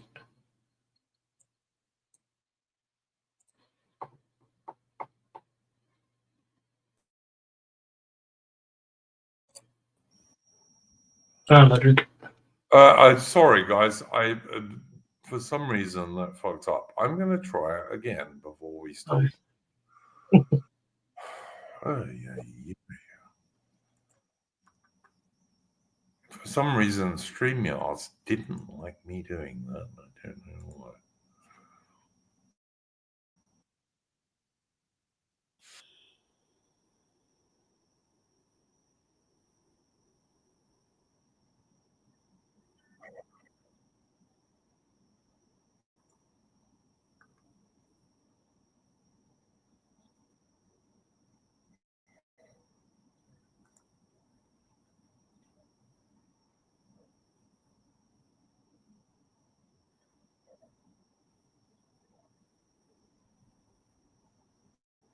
Gone astray.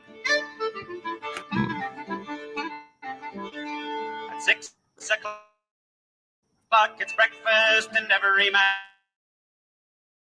is out. For every man who is not sick will sure be on the route.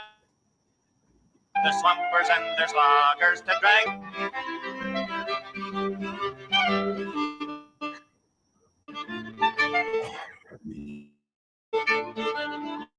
Yeah. And in comes up the loader all at the break of day. Load up me slide 500 feet to the river, drive away. You're gonna hear those axes ringing until the sun goes down. Our army boys, that day is spent to the shanty way. Then snap and crack me whip like trout, I whistle and I sing. I sit upon me double sled as happy as a king. My horse is always ready and answers to the gad. I'm sure there's no one happy as a double-sledded lad. And when we reached the shanty with cold hands and wet feet, we didn't pull off our larrigans or supper for to eat. We sing and dance till 9 o'clock, then to our bunks we climb. Those winter months, they don't seem long in hurling down the pines.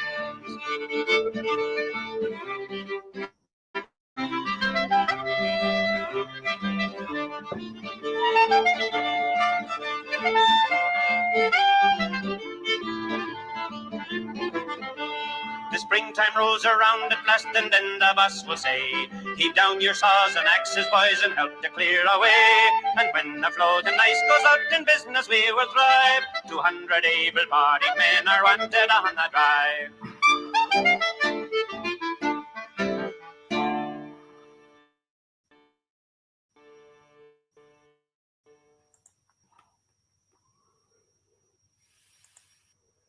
Right, we got there eventually. That was the Lumber Camp song, which is a traditional Canadian song from the 1920s, I believe, for the guys who used to work in the lumber business, and I like it very much. Thank you very much to my guests, Arron Hook and AI. AI, have you returned?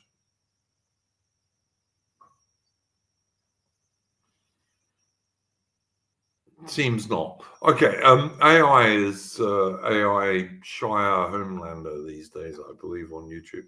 So go and check him out. Arron Hook is Arron Hook. Arron, what is it? Arron? If you just put in Arron Hook, I'll come up in YouTube. Because I've tried that, and you get quite a lot. You've got another name in there, haven't you? Yeah, if you if you put in at Arron James Hook, it should come up. Arron James Hook, that's it. Yeah, it's Arron James Hook. Thank you, mate. I should just say that when you spell my name, Arron is spelled A-R-R-O-N. Yep. If you put it the other way, but there will be links to Arron and AI's YouTube channels under the description in a bit. Thanks very much for coming on, guys. We'll be back on Saturday with our normal Splendid Isolation stream. Come and join us then. We'll talk about current events, mostly in Britain, but also Canada, Australia, whatever. Also news stories and, of course, politics. So, come and join us then. Go well, guys. Don't let the bosses grind you down. See you on Saturday. Go well.